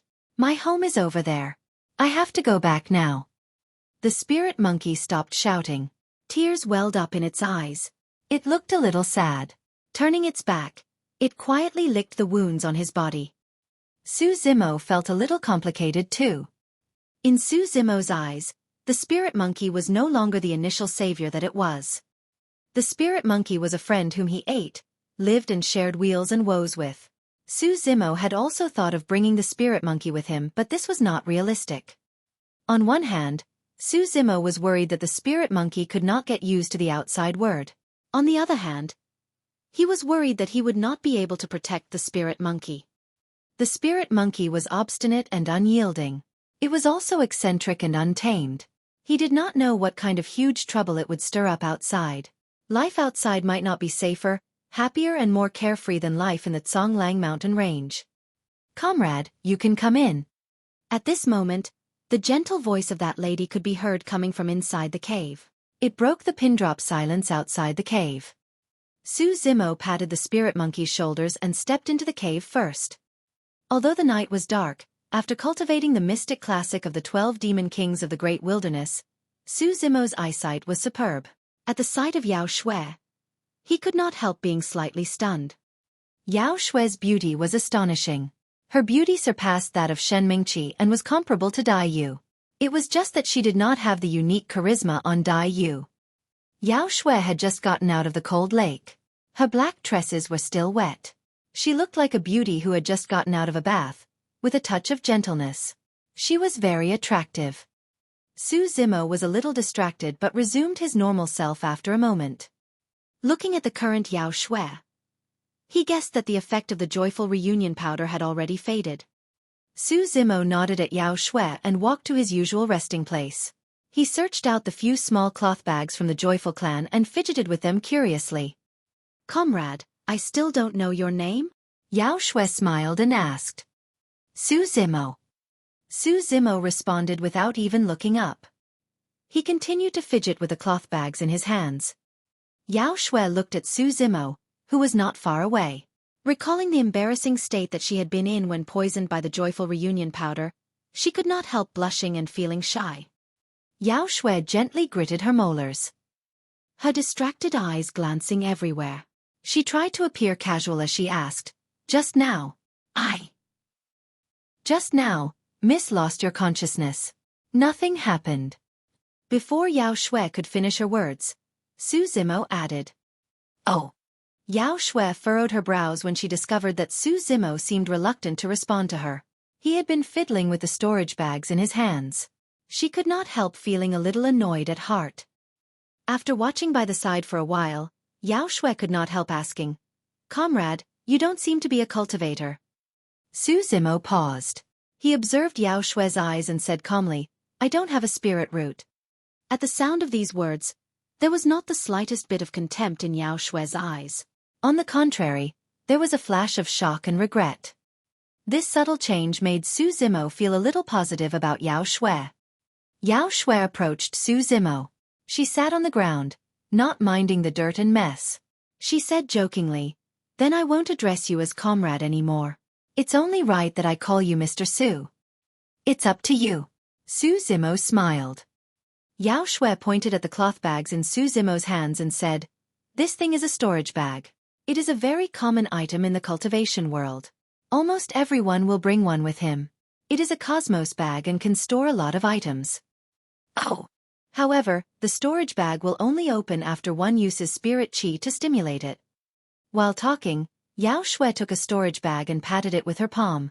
A pile of items dropped onto the ground. Most of them were bottles and jars.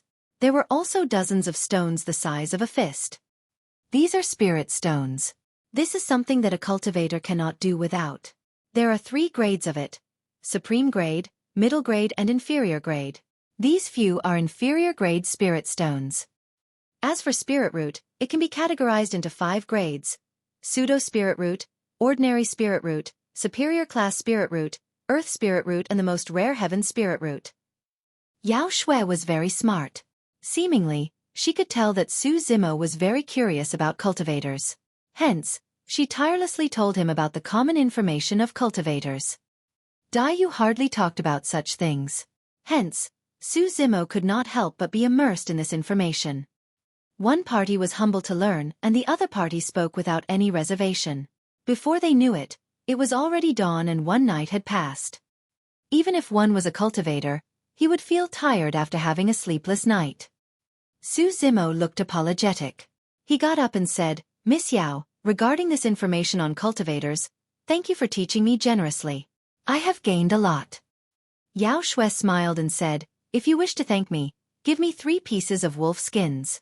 This is also my purpose for this trip." There were hundreds of wolf skins inside this cave. Su Zimo waved his big hands and said, "Take as much as you want." Yao Xue said, "Actually, everything on the spirit beasts are treasures. To a talisman master, hides are a necessity. You have so many spirit beast hides in the cave. If you sell them, you will be able to get many spirit stones in return." Yao Xue had told Su Zimo earlier. In the cultivation world, there were 4 types of cultivators with a very special status. Their status was even higher than that of ordinary cultivators. The elixir refinement master could refine elixirs. There were numerous kinds of elixirs with a wide scope of usage. To cultivators, elixirs were indispensable. The weapon refinement master could refine various types and grades of spirit weapons. To cultivators, spirit weapons could significantly improve their ability and were also indispensable. The talisman master could create talismans. The augmentation talisman that Yao Xue used to block the attacks of Joyful 7 earlier was one of such talismans. Without the augmentation talisman, Yao Xue would have long been defeated and captured. The array formation master was proficient in the formation of arrays. Many of the major clans had major defensive array formations. If the cultivators were to fall into any of the arrays set up by opponents, they would be restrained everywhere and their lives might even be threatened. Of course, the prerequisite for becoming one of these 4 types of cultivators was the possession of a spirit root and becoming a Qi refinement warrior. Su Zimo shook his head and said, "Even if I can exchange for spirit stones, I have no use for them." "Why not?" Yao Xue said immediately. "You have to know that one piece of inferior-grade spirit stone is worth 1,000 taels of gold. In some trading houses of the cultivation world, various and numerous kinds of items are available for sale. One will have to use spirit stones to trade for these items. If you have enough spirit stones, you can even assign some assignments and engage the Qi refinement warriors to complete them. Of course, the higher the realm that the Qi refinement warrior is at, the higher the cost of hiring." Upon hearing this, Su Zimo's heart wavered. He had a vague feeling that these spirit stones might really be of some use. After pondering for a while, Su Zimo asked again, "At what realms were the Joyful 7 at?" Yao Xue said, "Those 2 guarding the spirit monkey were the weakest. They are level 5 Qi refinement warriors.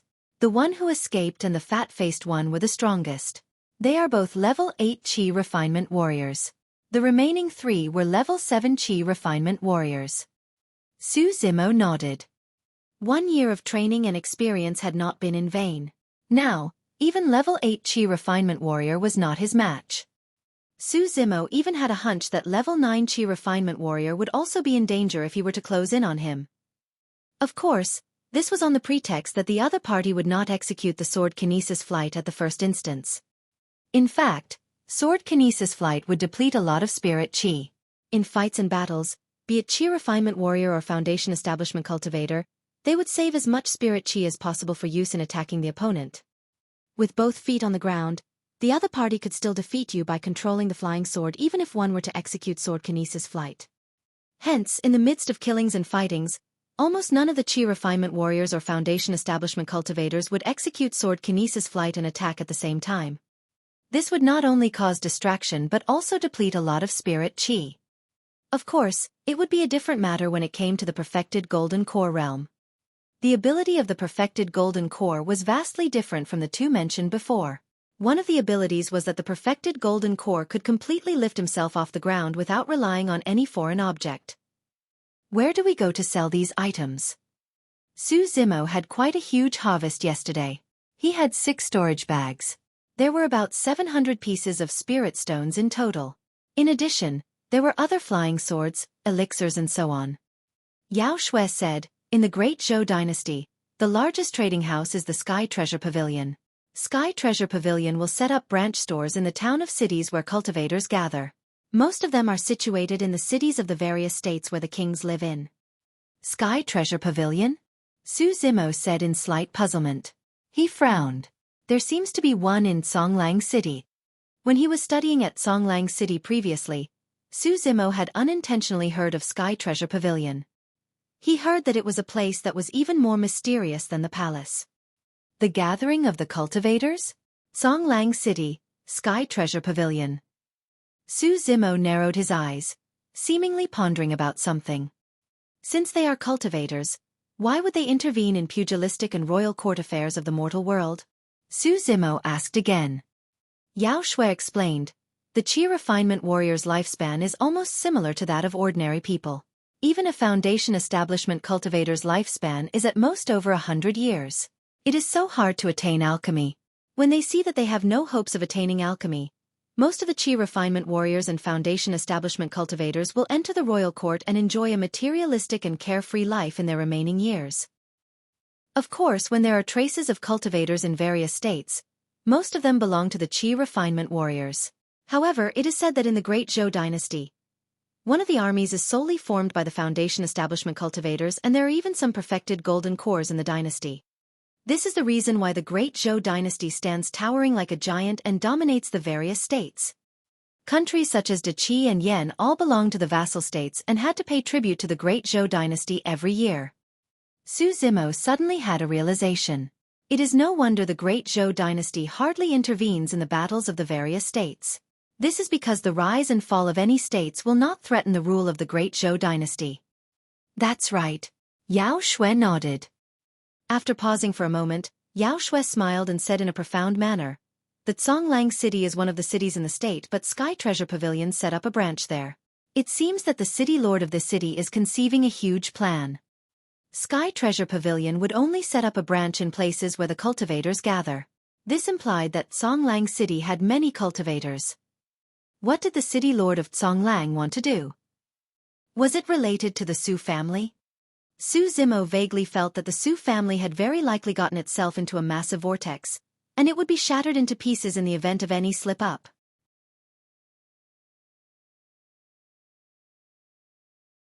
Chapter 24. Sky Treasure Gold Badge. Chapter 24. Sky Treasure Gold Badge. Coincidentally, I also wanted to go to the Sky Treasure Pavilion to trade for something. Where is Conglang City? Bring me there, please. Yao Xue said smilingly. Su Zimo could tell that Yao Xue was very sensitive and considerate. She was worried that he could not enter the Sky Treasure Pavilion on his own as he was not a Qi refinement warrior. As such, she told him that for fear of hurting his self-esteem.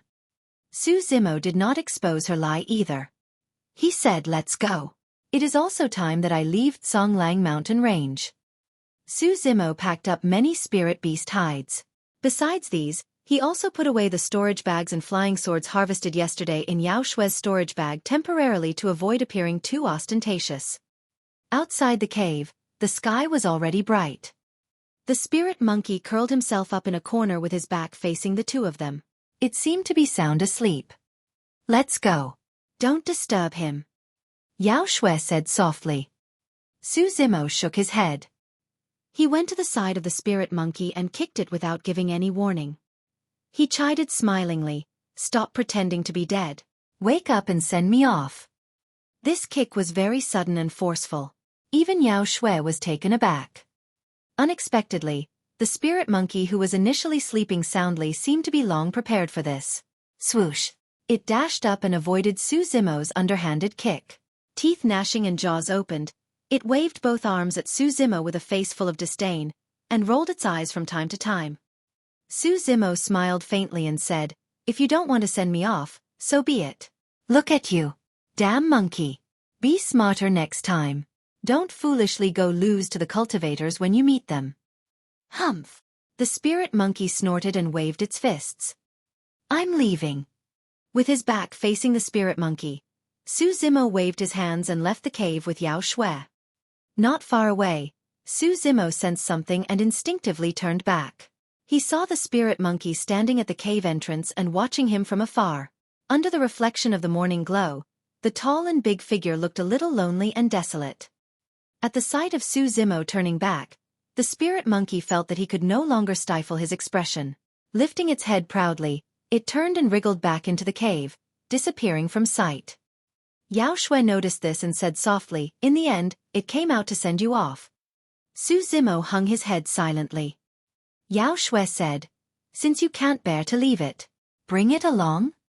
After a moment of silence, Su Zimo looked up and smiled. Pretending to be casual, he said, "It's okay. Don't need to bother about him. This monkey has great ambitions. It wants to be the lord of Conglang mountain range, a happy and carefree king of the mountains." Yao Xue found a flying sword from the storage bag and suspended it in the air. She jumped onto it. She then turned to Su Zimo and said, "Come up. It'll be faster in this way." Su Zimo did not decline. He leaped onto the flying sword immediately. Swoosh! Lights from the sword flashed. The two had already disappeared from the place that they were at lightning speed. Sword kinesis flight was as graceful and swift as a startled swan. It was breezy, carefree and indescribable. Su Zimo would be lying to himself if he were to say that he was not envious. However, he was on the path of demon cultivation. He would have to cultivate the core formation section to rise from the ground and fly in the air.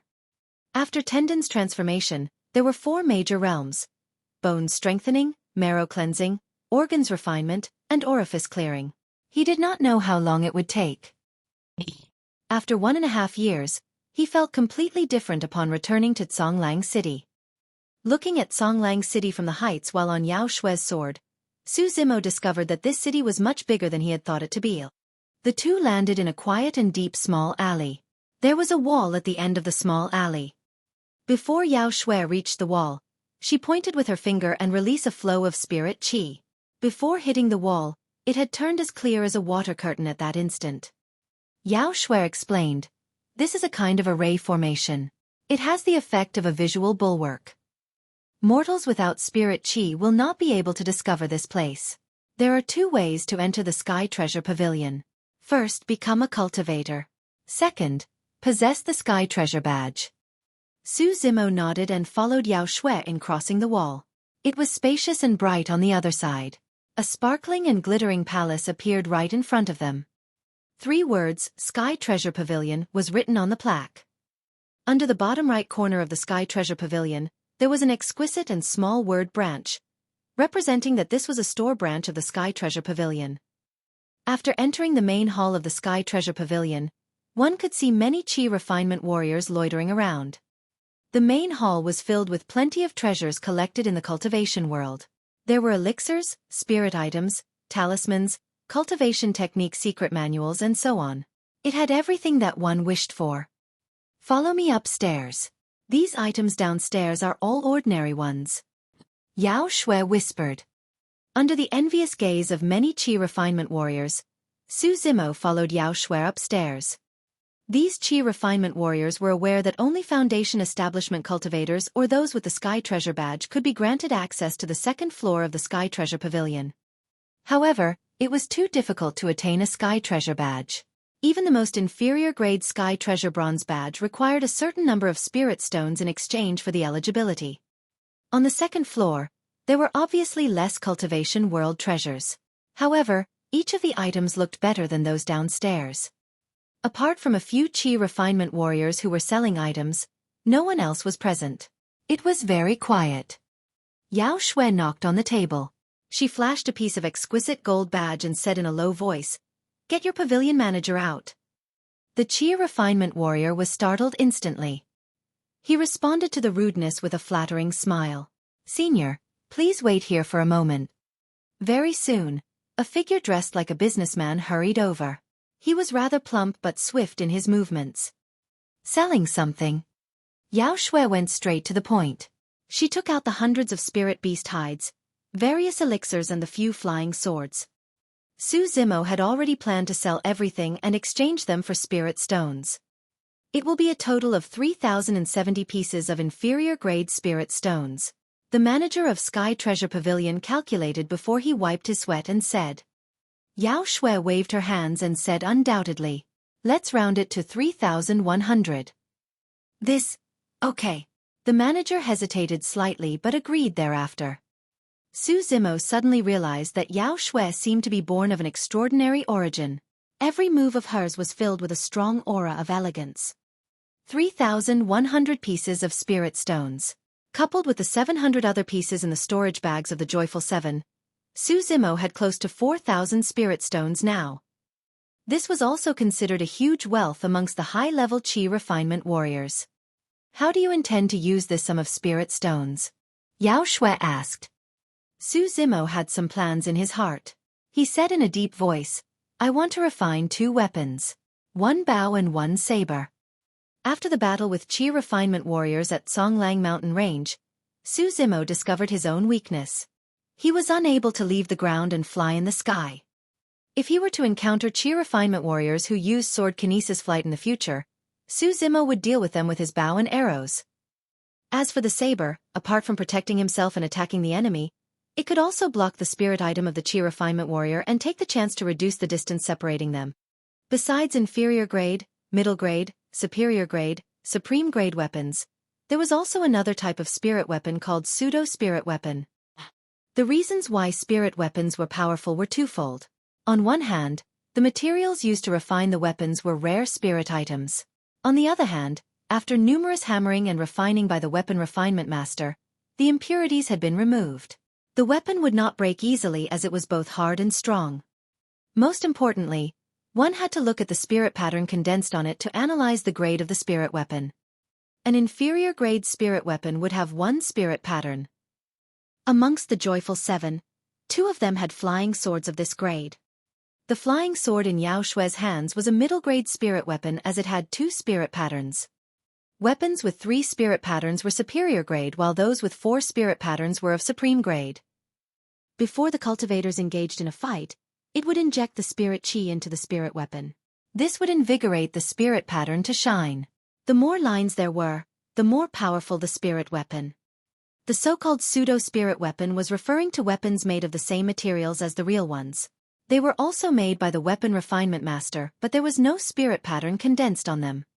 To Su Zimo, whether the weapons had spirit pattern or not did not make a difference. He could not invigorate them at all. As long as the weapon was strong and hard enough to block the impact of spirit weapons and cause death and injury to the Chi Refinement Warrior, it would suffice. The manager of the Sky Treasure Pavilion said, "It costs very little to refine 2 pseudo-spirit weapons. Including the costs of materials and hiring the weapon refinement master, a few hundred inferior-grade spirit stones are enough." How long will it take? Su Zimo could feel that the Su family was going to face a calamity soon. He wanted to improve his ability as soon as possible. At least 3 days. The manager of Sky Treasure Pavilion said. On a separate note, it is easy to refine the bow but not the bowstring. Yao Xue pointed at Su Zimo's waist and smiled gently. The python tendon on your waist can be used as a bowstring. Su Zimo was still clad in a beast hide and a python tendon was used as a belt. Yao Xue reached out her hands and gently pushed Su Zimo, covering her nose. Quickly bathe and change your clothes. You can remove the python tendon then. Su Zimo coughed lightly to conceal his embarrassment. He quickly followed the 2 female waiting staff and left the 2nd floor of Sky Treasure Pavilion temporarily. Not long after, Su Zimo returned to the Sky Treasure Pavilion. When Yao Xue glanced at him from the corner of her eyes, she could not help feeling stunned. At this moment, Su Zimo was dressed in a green robe. He had shaved away his stubble. Bright, clear eyes and delicate features, he exuded a strong scholarly aura. He was like a different person from before. Who is this? Yao Xue turned both her palms, leaned forward slightly and moved closer to him. She tilted her head and asked with a trace of a smile in her eyes. Su Zimo's gaze was bright and clear. He smiled but was silent. A young master indeed. Addressing you as young Master Su is really not wrong. Yao Xue smiled and said. Su Zimo could barely endure this. He cupped his fists and said, "Miss Yao Xue, you're being humorous." "All right, I'll not tease you anymore." Yao Xue waved her hands and asked, "What do you intend to use the remaining spirit stones for?" "How many spirit stones do I need to hire a Chi Refinement Warrior?" Su Zimo planned to hire 1 Chi Refinement Warrior to protect the Su family. The manager of Sky Treasure Pavilion said, "This depends on the level that the Chi Refinement Warrior is at. The higher the better. For a level 7 Chi Refinement Warrior, 5 pieces of inferior grade spirit stones a day will be enough. For a level 8 Chi Refinement Warrior, you need 10 pieces a day. For a level 9 Chi Refinement Warrior, you need 100 pieces." Su Zimo did some mental calculations. He had a total of over 3,000 pieces of spirit stones left. Of course, it was good to hire a level 9 Chi Refinement Warrior. However, he only had enough spirit stones to hire one of them for a month. No one could guarantee when the danger would come. On the other hand, hiring a level 8 Chi Refinement Warrior could protect the Su family for an entire year. It was relatively more cost-effective. After pondering deeply for a while, Su Zimo said, "I'll hire a level 8 Chi Refinement Warrior for a period of 1 year. Okay." The manager waved his hands. One of the female waiting staff nodded and walked towards the main hall on the 1st floor of the Sky Treasure Pavilion. Yao Xue explained. There are always new missions at the main hall of the Sky Treasure Pavilion. If the Chi Refinement Warriors are interested in them, they will look for the hirers accordingly. After pausing for a while, Yao Xue passed the piece of gold badge in her hands to Su Zimo. She said, "This is the Sky Treasure Pavilion gold badge. With this badge, you can get half the price for every item of purchase when you come here next time." "So much?" Su Zimo was shocked. The manager of Sky Treasure Pavilion who was standing at the side explained, There are 3 types of badges in the Sky Treasure Pavilion. The lowest grade is the bronze badge, which will give you a 10% discount. Next is the silver badge that gives a 20% discount, followed by the gold badge. This item is too precious and costly. I can't accept it. Upon hearing the manager's explanation, how could Su Zimo not know how precious this gold badge was? Accept it. I still have more of it. Not allowing any further deliberations, Yao Xue tucked the item into Su Zimo's arms and reminded him, "You have to hide it well and don't let anyone see it. Otherwise, you will attract trouble easily." Su Zimo frowned and wanted to decline again. Yao Xue's face turned stiff. "You saved my life. Isn't my life worth this piece of lousy gold badge?" Su Zimo was speechless. The manager at the side rolled his eyes continuously, muttering in his heart, "Lousy gold badge. There are less than 10 such gold badges in the entire Great Zhou dynasty. This madam is so generous. I don't know where this poor lad's good fortune came from." At this moment, Su Zimo was unaware that the Sky Treasure gold badge in his hands was not an ordinary one. Even if he had the ordinary Sky Treasure gold badge, he could only get a 30% discount at the Sky Treasure Pavilion. There was only one place with Sky Treasure gold badges that could give a 50% discount.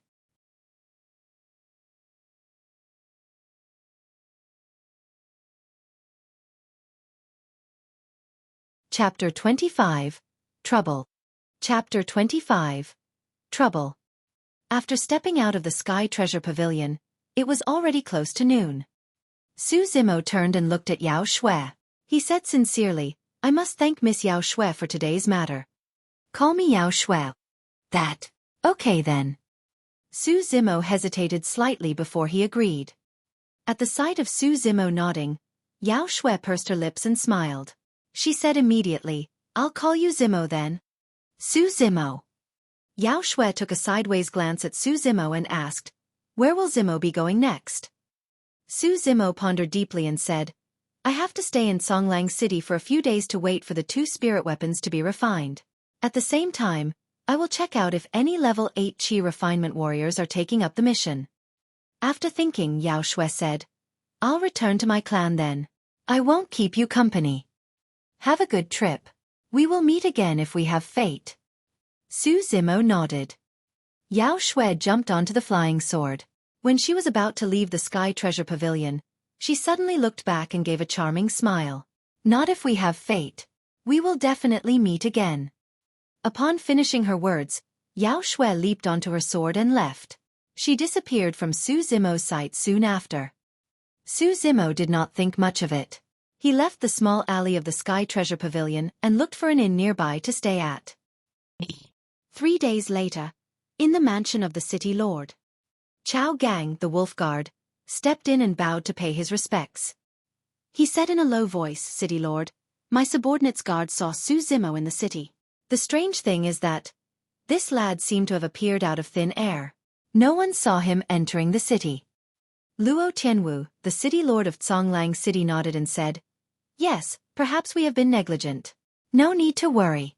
I have long received news of this and sent someone to test him. Since we are making use of him to kill, we have to test if this blade is sharp enough. I heard that, some time ago, Su Hong had a narrow escape from death in the capital of the country of Yen. 16 years of preparation work fell short in the last battle. He nearly lost his life. Now, the capital of the country of Yen is tightly guarded.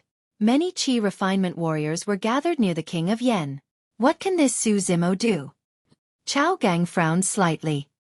Luo Tianwu smiled and said, "Su Hong has black armored cavalry under his wings. He was powerful but also too ambitious.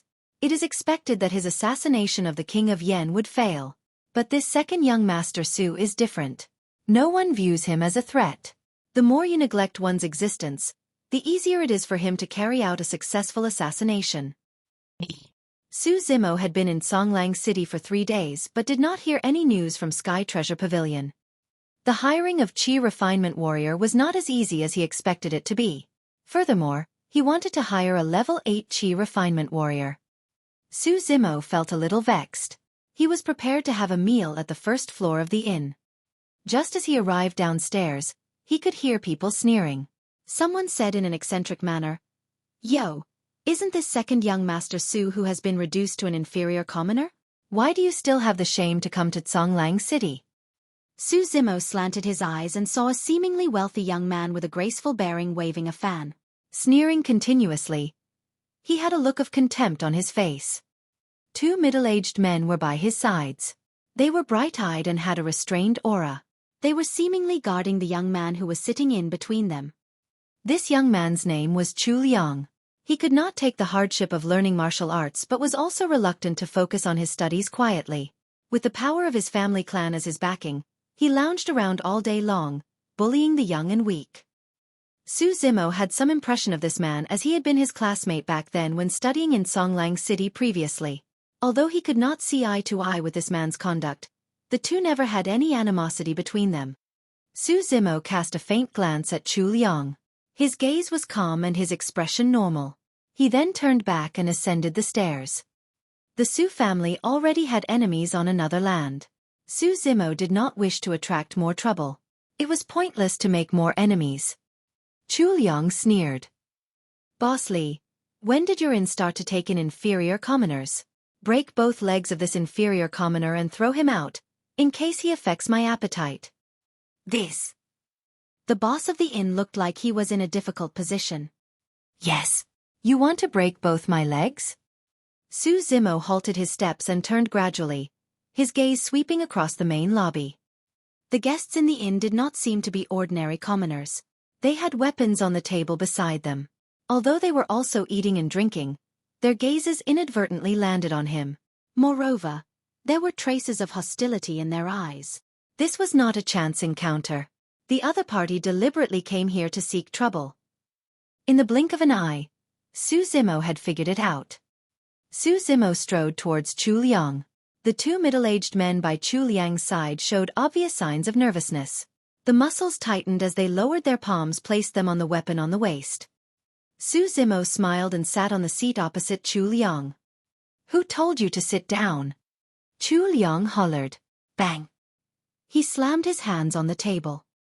Clang! One after another, the surrounding diners rose from their seats, unsheathing their weapons. Su Zimo's expression was unchanged. Without looking sideways, he did not seem bothered as he took Chu Liang's wine jar and poured himself a cup of wine.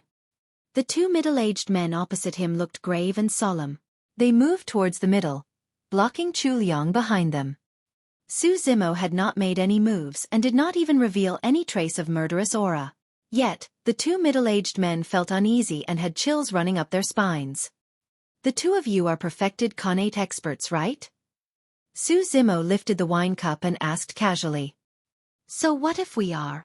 One of them responded. The two of you. Su Zimo raised his head and drained the strong wine in his cup. He then shook his head. He continued to say, won't be able to protect him. The moment he put down the wine cup, Su Zimo made his move. Snap! The wine cup dropped on the tabletop. The fall was neither hard nor soft, but the entire table suddenly split open. Su Zimo closed in and flipped his palms, enshrouding the top of heads of the two perfected Khanate experts. His moves were sudden and he attacked two people at the same time. The two middle-aged men were terrified. The aura of Su Zimo's palm strike was powerful and suffocating. They could even smell a gust of bloody stench at the wave of his palm. In the blink of an eye, the graceful scholar had transformed into a man-eating beast. The two men unsheathed their weapons immediately to block the attack. Swoosh! There was a deafening and crisp sound. Two extremely sharp weapons had actually been slammed to pieces by Su Zimo's palm. They were scattered on the ground. Bang! Bang! Su Zimo moved forward and kicked both his legs casually. The two Khanate experts were hurled outside. Horror filled their eyes. Their chests were crushed and they were vomiting fresh blood. They were almost dead. In comparison to the spirit beasts in Zhonglang Mountain Range, the close combat techniques of the two men before him were really too poor. If Su Zimo were to use all of his strength, the two of them including their weapons would be crushed instantly with the pressure of this palm. Chu Liang was so scared that his face was drained of all colors. Never did he expect that the two Khanate experts that he relied on most would turn invalid in the blink of an eye. Furthermore, Su Zimo was already nearing him. Su Zimo grabbed his neck and lifted him up in the air. It was too fast.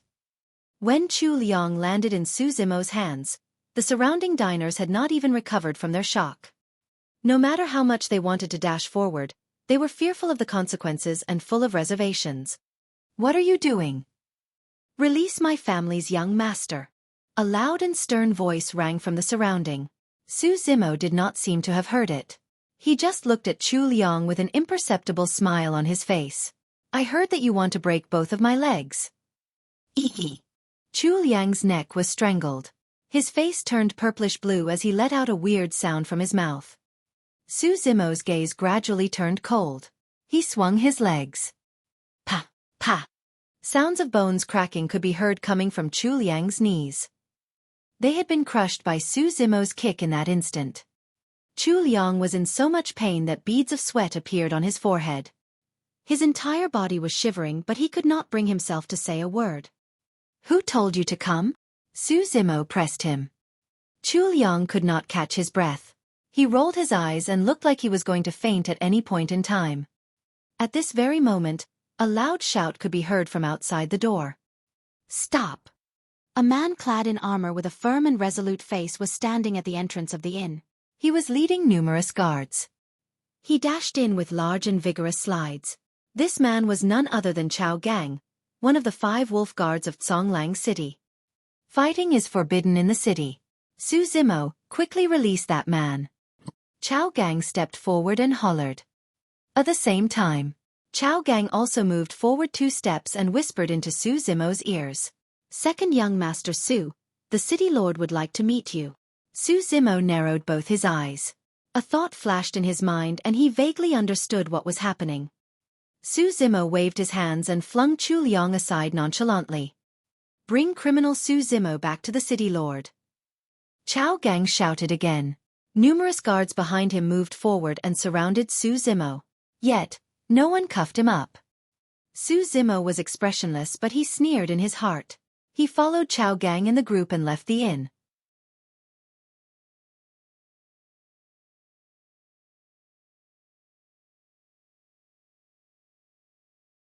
Chapter 26. Heard about the secret. Chapter 26. Heard about the secret. This was the first meeting between Su Zimo and the city lord of Zhonglang City. It was very difficult to read the city lord's mind just by looking into his eyes. He was expressionless and seemingly very deep and scheming. Luo Tianwu was also sizing up Su Zimo at the same time. His first impression of Su Zimo was a cultured and polite man, no different from other scholars. If he had not known in advance the many deeds of Su Zimo in Pingyang town, it was very hard for Luo Tianwu to imagine that such a weak and frail-looking scholar could actually subdue the 2 big family clans. Immediately after, he sensed that Su Zimo was mysterious and unfathomable. The gazes of both parties collided in mid-air. Very soon after, Luo Tianwu revealed a smile first. He said in a loud and clear voice, I've long heard about the famous second young master Su. We finally meet today. Please have a seat. From the side, a slouching old servant dressed in a grey robe walked over. Grey-haired. He had a gaunt face and cloudy eyes. He carried a chair and put it carefully in front of Su Zimo. Su Zimo's gaze seemed casual as it swept across the old servant. He did not decline and took the seat immediately. Luo Tianwu was very polite to him. However, there was more to this case and it became more evident that this meeting was not so simple. There must be something going on when things occur out of the ordinary. What was the status, power and prestige of a city lord? Luo Tianwu had never invited Su Zimo when the latter attained scholarly honors previously, much less his inferior status currently. The grey-robed old servant stood beside Su Zimo and filled a cup of tea for Su Zimo respectfully. Su Zimo's thoughts were deep as he cast a profound gaze at the grey-robed old servant. With an imperceptible smile he said, You served me tea. This must have been hard on you. The grey-robed old servant paused for a moment.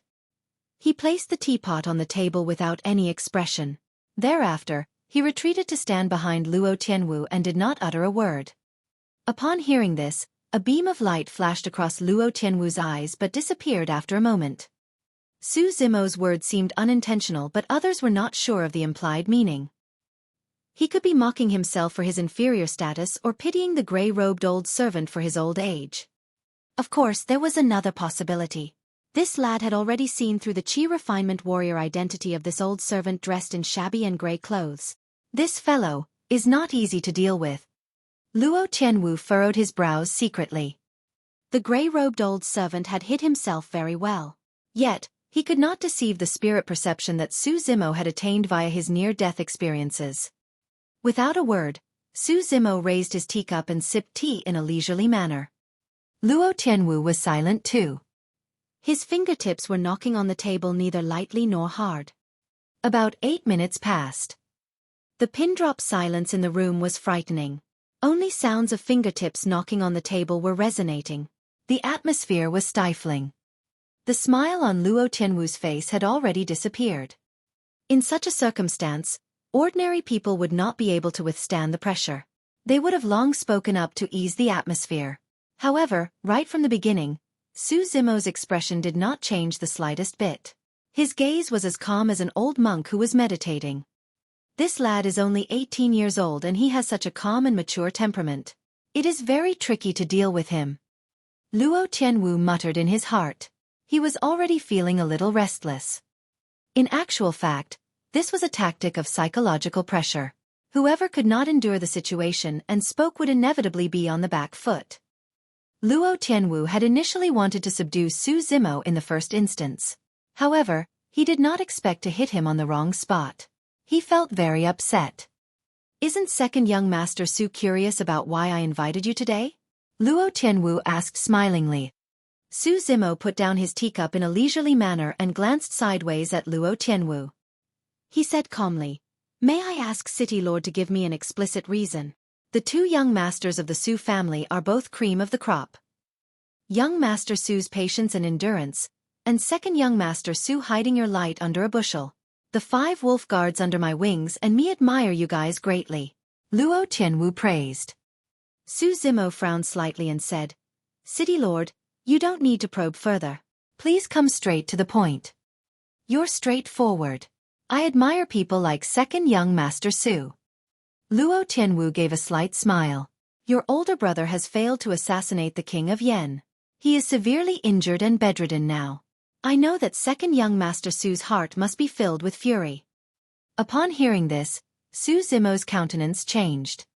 Older brother assassinated the King of Yen? He was injured. Su Zimo had not returned for a year. Hence, he did not know that such a severe matter had happened to the Su family. Why did older brother assassinate the King of Yen?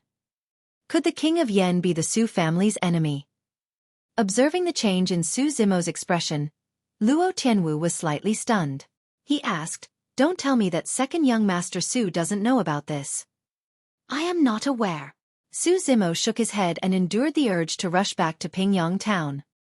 Luo Tianwu felt that he had regained some victory with this. He revealed a slight smile and said, "Actually, I still admire and respect Su Mu, Lord Wooding, the most. How powerful and prestigious were the black armored cavalry under his wings then. Which of the surrounding states doesn't know the famous Su Mu? It is sheer pity." Su Mu. Upon hearing this name, for some unknown reason, Su Zimo seemingly felt pangs of pain in his heart. Su Zimo had already sensed that this man called Su Mu was very likely his father. He only heard Luo Tianwu continuing with his words, 16 years ago, we heard that Su Mu had been framed and schemed against by villains. The King of Yen gave orders to annihilate his entire family. At that time, I was also wringing my fists in sorrow and pain. I mourned for the loss of an outstanding hero. Fortunately, Lord Wooding's bloodline is still inexistent. The two young masters of the Su family escaped. Upon hearing this, Su Zimo already understood in his heart. He had found the answers to many of his doubts. Without a word, Su Zimo's lanky body rose and headed outside. "Where is second young Master Su going?" Luo Tianwu asked quickly. Su Zimo's face was solemn. He turned and looked at Luo Tianwu. Visible red veins could be seen in his eyes. It was extremely frightening. Luo Tianwu was stunned. The gray-robed old man behind him moved a step back instinctively. He slipped his hands into his chest and searched the storage bag inside. In fact, Luo Tianwu did not know that Su Zimo was unaware of the Su family's background. He did not expect that Su Zimo would react so greatly. Luo Tianwu calmed himself down and took a deep breath. He said in a deep voice, I know that second young Master Su is keen to take revenge. I also wish to seek justice for Lord Wooding. Why don't we do this? I have spies in the city where the King of Yen lives in. I can try my best to help second young Master Su get close to the King of Yen. With second young Master Su's capability, we will definitely be able to execute the King of Yen and avenge Lord Wooding if we join forces. Su Zimo shut his eyes. After some time, he gradually opened them. The blood color in his eyes slowly faded and his eyes regained brightness and clarity. This is a private vendetta of the Su family. Why should I bother the city lord? Su Zimo asked. Luo Tianwu smiled and said, Lord Wooding is the person that I admire most in my life. You can only deceive children with such words. Before Luo Tianwu could finish his words, Su Zimo interrupted him ruthlessly. Su Zimo's words were considered a great form of disrespect for the city lord. However, the smile on Luo Tianwu's face did not lessen. He continued to say, Second young Master Su is a little angered. You're the one who sent Chu Liang to the inn, right? Su Zimo interrupted Luo Tianwu again and said calmly. Luo Tianwu retracted his smile.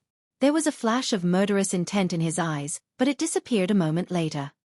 He questioned back, What makes second young Master Su say that? From the moment that I made the first move till I subdued Chu Liang, it only took a duration of 10 breaths. Su Zimo pointed to Chao Gang at the side and added. Guard Chao suddenly dashed in. It's a little too fast. It was as if this had been prearranged. I only happened to pass by. Chao Gang explained hurriedly. Luo Tianwu waved his hands to stop Chao Gang from continuing with his words. It was just a short interaction and Luo Tianwu realized that this kind of small tricks could not deceive the person before him. To force an explanation would only make a joke out of themselves. Su Zimo gave a sneer and turned back. He paused his steps when he reached the doorsteps and said calmly, If City Lord Luo is sincere in helping the Su family, I, Su Zimo, will naturally be grateful to you. However, I don't like to be made use of by others. City Lord Luo, you better watch your conduct. Having finished his words, Su Zimo left without even turning back. When Su Zimo's figure disappeared from the residence of the city lord, Luo Tianwu's expression turned solemn and sinister. There was already a handprint on the sandalwood table beside him. This green and young lad. He actually dared to be so arrogant in front of me. Luo Tianwu was enraged. He gritted his teeth and scolded. After some time, Luo Tianwu gave a long sigh. He turned and asked, Sir, how do you feel about this lad?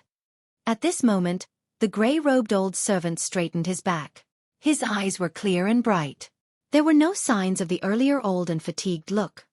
When he heard Luo Tianwu's question, he said in a deep voice, Second young Master Su is not simple. Although he is not a chi refinement warrior, he could see through my identity as a chi refinement warrior with one glance. This lad's hands are certainly stained with a lot of fresh blood. When he was angered earlier, I could feel trepidation in my heart. He is a very dangerous man. Oh! Luo Tianwu raised his brows slightly. He asked again, What will happen if you fight with him? The gray-robed old servant's expression was proud. He said, I am a level 8 chi refinement warrior. How can a mortal compete with me? However, after pausing for a while, the gray-robed old servant changed his stance. Given this lad's temperament and ability, he has a high chance of success in assassinating the King of Yen. As to whether he could escape the capital alive. Haha. The gray-robed old servant smiled but did not speak a word. I am not concerned whether he can escape the capital where the King of Yen lives at. As long as the King of Yen is dead, the country will become leaderless and there will certainly be chaos. It will be the best time for me to invade the city and declare myself as the king. Luo Tianwu smiled. Everything was under his control.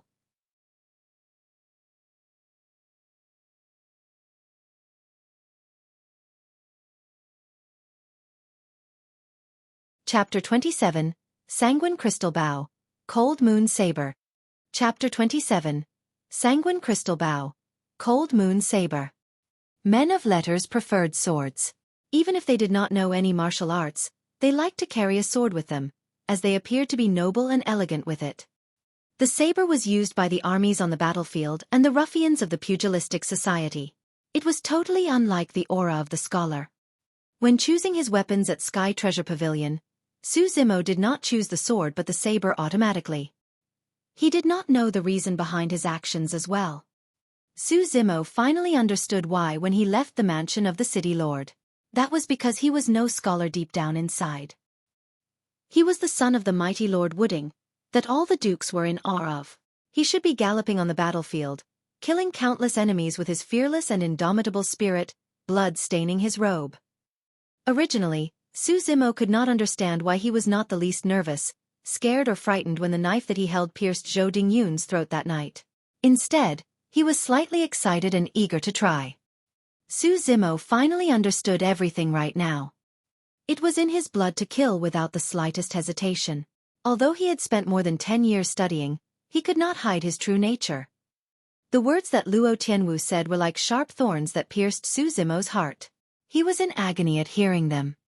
His older brother was seriously injured. How was he doing? Was he in a critical state? Was Xiaoning frightened out of her wits at the calamity that befell the Su family? Upon passing by the inn that he stayed temporarily last time, Su Zimo chanced upon the unique mark made by Sky Treasure Pavilion. Could it be that the two pseudo-spirit weapons have been refined? Su Zimo hesitated slightly before heading to Sky Treasure Pavilion.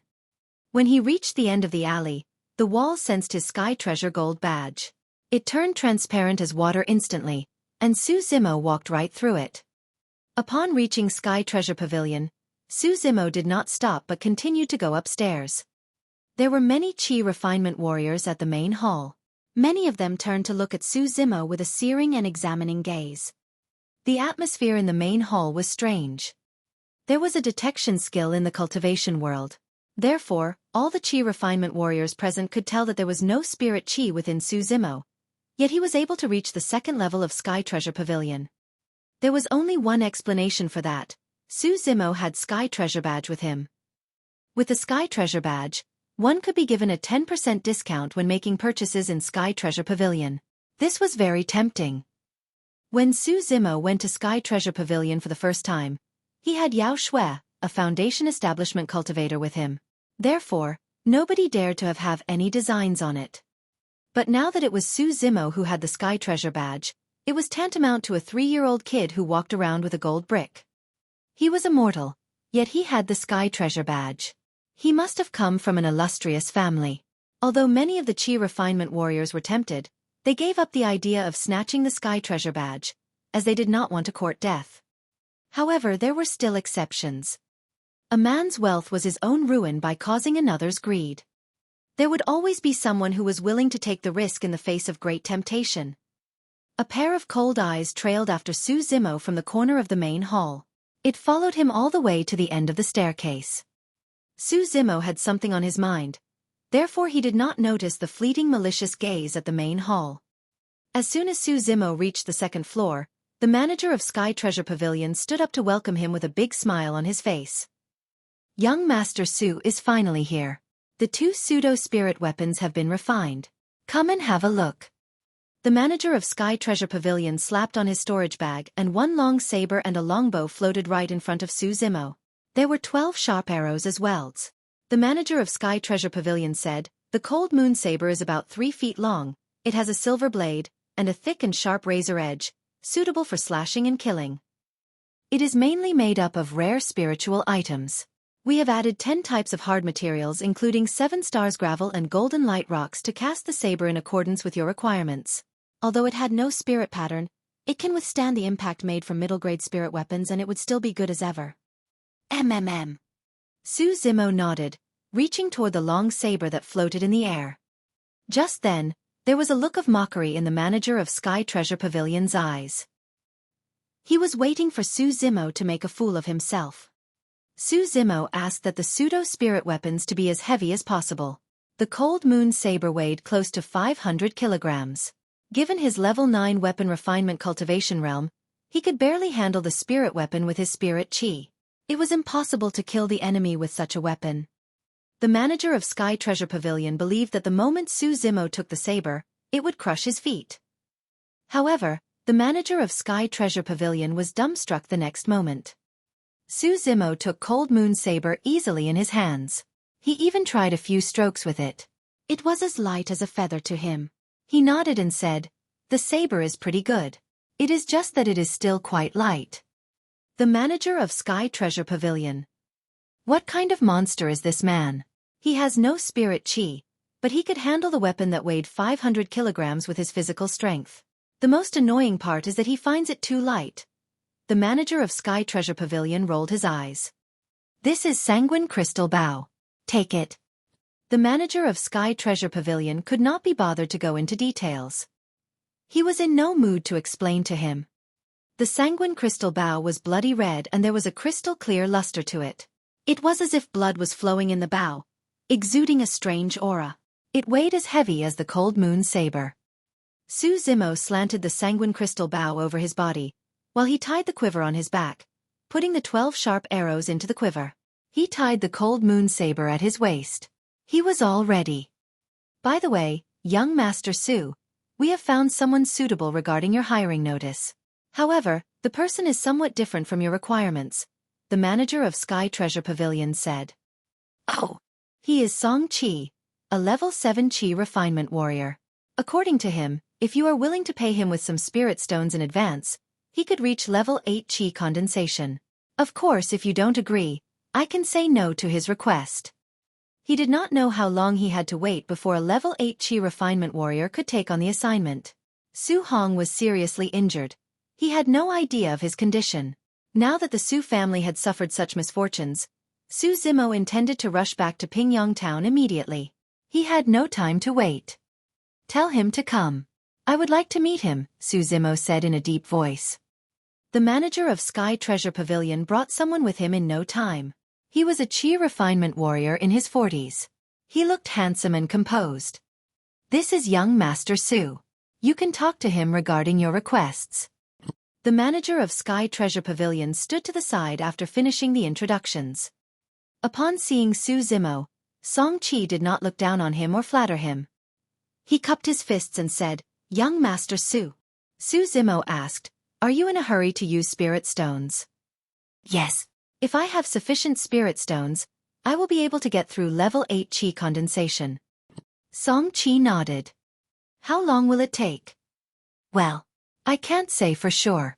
Nobody can tell you the exact timing to break through a realm." Song Qi was being very frank. Su Zimo had a good first impression of the man.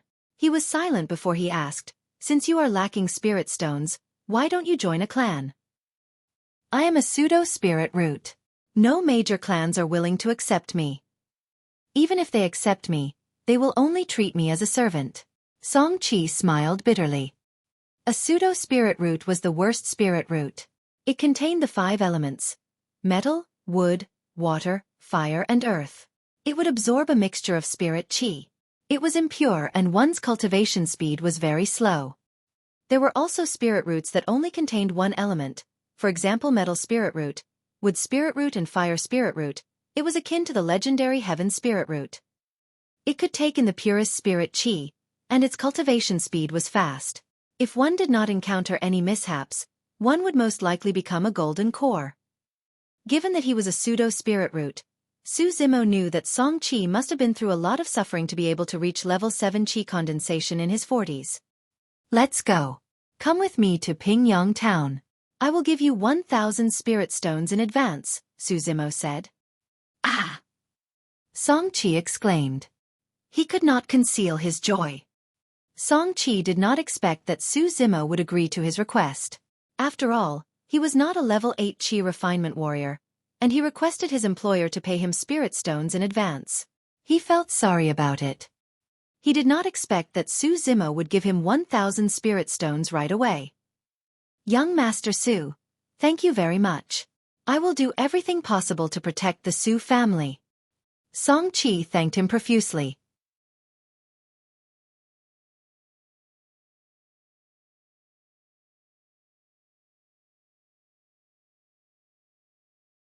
Chapter 28. You would not be able to leave today. Chapter 28. You would not be able to leave today. Upon exiting Sky Treasure Pavilion, Xueqi took out a flying sword from his storage bag. He touched it lightly with his fingertips, infusing it with spirit qi, and the flying sword floated in front of the two of them. Xueqi could tell that Su Zimo had no spirit qi. Since he had a bow and saber with him, he must know martial arts. It should not be a problem to get onto the flying sword. Xueqi said, "Young Master Su, get on the flying sword. Don't be afraid. I will protect you while on the sword. I won't let you fall down from the sword. We will reach Pingyang town in no time." Su Zimo's eyes swept over Xueqi's flying sword, shaking his head. "Let's walk, we will see how it goes when we exit the city." There was no spirit pattern on Xueqi's flying sword. It was a pseudo-spirit weapon. Su Zimo himself, with the Sanguine crystal bow and cold moon saber, would weigh an entire ton. Given Xueqi's level 7 Qi condensation realm, he would not be able to carry all of them. Su Zimo did not point out the truth. They walked out of the city with long strides. There were not as many pedestrians outside the city. Su Zimo was about to execute Plow Heaven's stride to get to Pingyang town when he noticed something. Someone is following us." Su Zimo did not turn back to check, but he could sense it. Su Zimo did not say anything but maintained his usual speed, walking toward Pingyang town. Xueqi frowned, not saying anything. In no time, there was the sound of clothes flapping in the wind. The person was moving at a very fast speed. Cultivator. Xueqi was alarmed. He placed his hands on the storage bag as he turned to check. Not far away was a cultivator dressed in a black Taoist robe. He was speeding forward on his flying sword. There was a murderous look in his eyes. Obviously he had evil intentions. Level 8 Qi condensation. Xueqi let out a low shout, before he pulled Su Zimo to a side. He prayed fervently that the person was only passing by. In the blink of an eye, the black-robed Qi refinement warrior stopped in front of them. He leaped down from his flying sword, smiling coldly at Xueqi. "Comrade, you had better step aside. Don't be a busybody. I have an enmity with this man." Xueqi glanced at Su Zimo, noticing that he had no expression on his face. Perhaps he was in a state of shock, or that he did not know that there was danger. Xueqi cupped his fists. "Comrade, you must be joking. My friend is a mere mortal. Why would you have any enmity with him?" Buzz! The black-robed Qi refinement warrior touched his flying sword lightly. A beam of light shone from the flying sword. The sword's aura intensified. Inferior grade spirit weapon. Xueqi had sweaty palms. The other party's cultivation realm was one level higher than him, and he had an inferior grade spirit weapon. If they engaged in fights, he had no chance of winning. "Since you are dense, don't blame me for being ruthless," the black-robed Qi refinement warrior said coldly. "Young Master Su, you should run for your life." Xueqi hurried to whisper to Su Zimo before he slapped his storage bag and a flying sword landed on his hand. Qi! Xueqi controlled the flying sword, making the first move so that he could take the other party by surprise. The flying sword turned into beams of lights, speeding toward the black-robed Qi refinement warrior. They reached him in no time. It was merely a pseudo-spirit weapon. "How dare you act arrogant in front of me?" The black-robed Qi refinement warrior sneered before he took his time to tap his sword, sending it flying forward, colliding with Xueqi's flying sword. Sparks were flying everywhere as the swords clashed into each other. Xueqi's flying sword was not as powerful. It almost flew off from the collision. The Qi refinement warrior's body was relatively weak. This posed a danger to them when in fights. If one was not careful, one might be injured by the other party's spirit weapon, and one would have no chance of surviving. Xueqi seemed to be on the losing end after sparring for a few rounds. He had no way to attack but could only defend himself. Fortunately, Xueqi was composed. He used all his energy to spar with the other party. His flying sword circled him, forming an impenetrable defense. Su Zimo nodded as he watched the scene from the side. Xueqi could have left under such circumstances. After all, he had gotten the 1,000 inferior grade spirit stones. There was no need to put his life at risk for a mere mortal. Even though Xueqi knew that he could not defeat the other party, he did not leave by himself. It proved that he was a man of his words. Su Zimo could be reassured that Xueqi could be left in charge of protecting the Su family. Xueqi and the black-robed Qi refinement warrior was still in an intense battle. They were one level apart in terms of cultivation realm, and their spirit weapons were of different grades as well. Xueqi's defenses gradually weakened in no time. The flying sword was not as steady as before. He had used up too much of his spirit Qi and he was weakened. Right then Su Zimo asked, "Why do you want to kill me?" The black-robed Qi refinement warrior felt that he had the situation under control. He cast a sideways glance at Su Zimo, before saying in a pitiful tone, "I will tell you the reason so that you will know what caused your death. You are just a mortal, yet you had the Sky Treasure badge. This is why you must die." Xueqi turned to check in the midst of the battle, realizing that Su Zimo was still standing on the same spot. He could not help but be anxious, shouting out to Su Zimo, "Why didn't you leave?" Swash! Xueqi was distracted and the other party made use of the chance to cut through his defense with his flying sword. The flying sword was right before him. It was chilling. Xueqi had no time to steer the direction of his flying sword.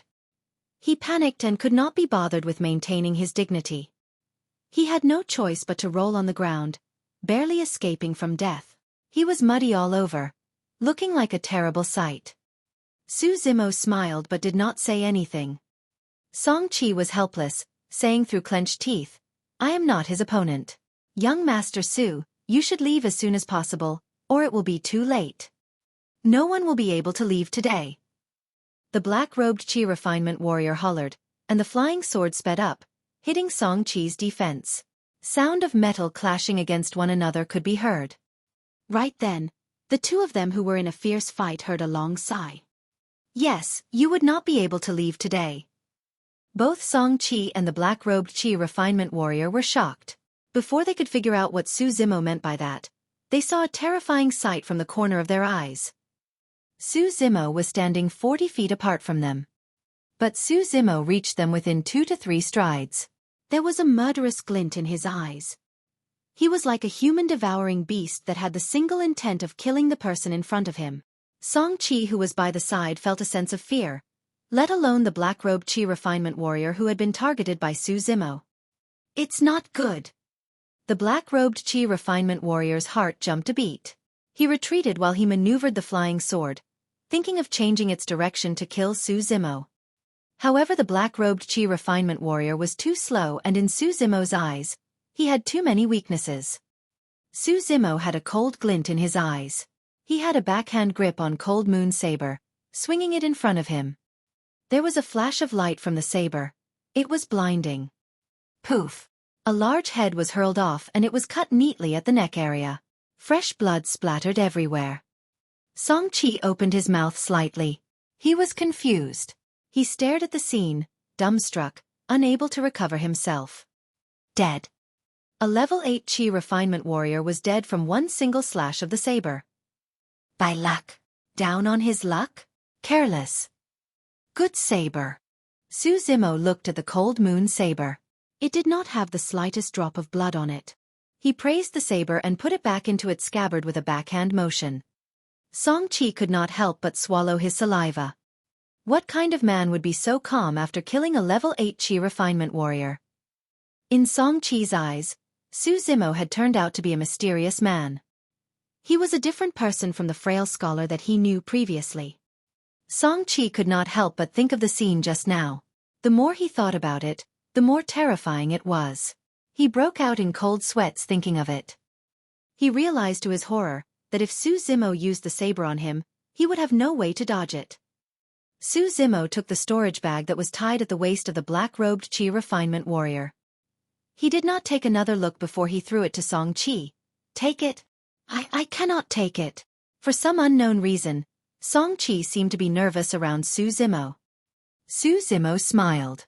"Keep it and cultivate to level 8 Qi condensation as soon as possible." When Su Zimo smiled, he seemed to look like the frail scholar again. Xueqi relaxed slightly, no longer feeling as stressed, accepting the storage bag from him. Su Zimo continued, "You can concentrate on maneuvering the flying sword to reach Pingyang town as soon as possible." Xueqi agreed and was about to ask where was Su Zimo going when he realized that he was no longer in the same position. He strode forward, covering 20 feet at one time. His speed was amazing. It was not until now that Xueqi realized that his employer was no simple man. Xueqi hurried to maneuver the sword to keep up with Su Zimo.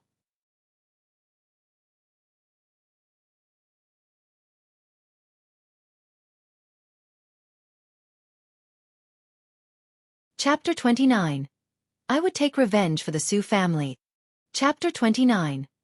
I would take revenge for the Su family. Su Zimo and the other man arrived at Pingyong town one after another. Su Zimo did not want to attract attention, therefore he told Xueqi to put away his flying sword and to walk with him to Su family's residence. The door to the mansion was tightly shut.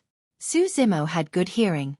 From the intermittent sobbing sounds coming from the mansion, he could tell that it was Su Xiaoning. Su Zimo frowned, striding forward, exerting strength in his arms and pushed the door open. The crossbar behind the door broke into pieces. "Who's there?" A dozen black armored cavalrymen dashed to the front door right away.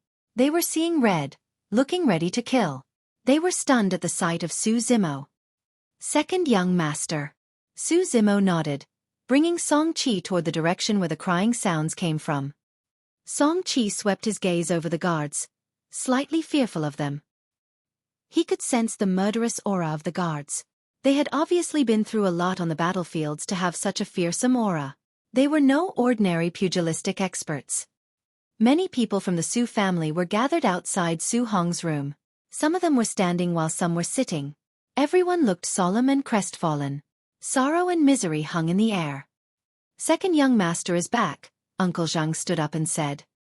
Su Zimo squinted his eyes as he asked, "How is brother now?" There was a look of worry on Uncle Zheng's face. He shook his head. "Wait for a while. Young master is still unconscious." Su Zimo swept his gaze over everyone in the Su family, saying in a low voice, "Do you still intend to keep it from me now that things had come to this stage?" Everyone in the Su family looked at each other, giving out a long sigh. "My father used to be Su Mu, Lord Wooding of the country of Yen. Is that right?" Su Zimo said softly. Everyone in the Su family looked alarmed. Uncle Zhang was shocked. "Second young master, you?" "Luo Tianwu came to look for me." Upon hearing his words, Uncle Zhang suddenly saw the light. He sighed before saying, "Luo Tianwu is no good man. He has rapacious designs.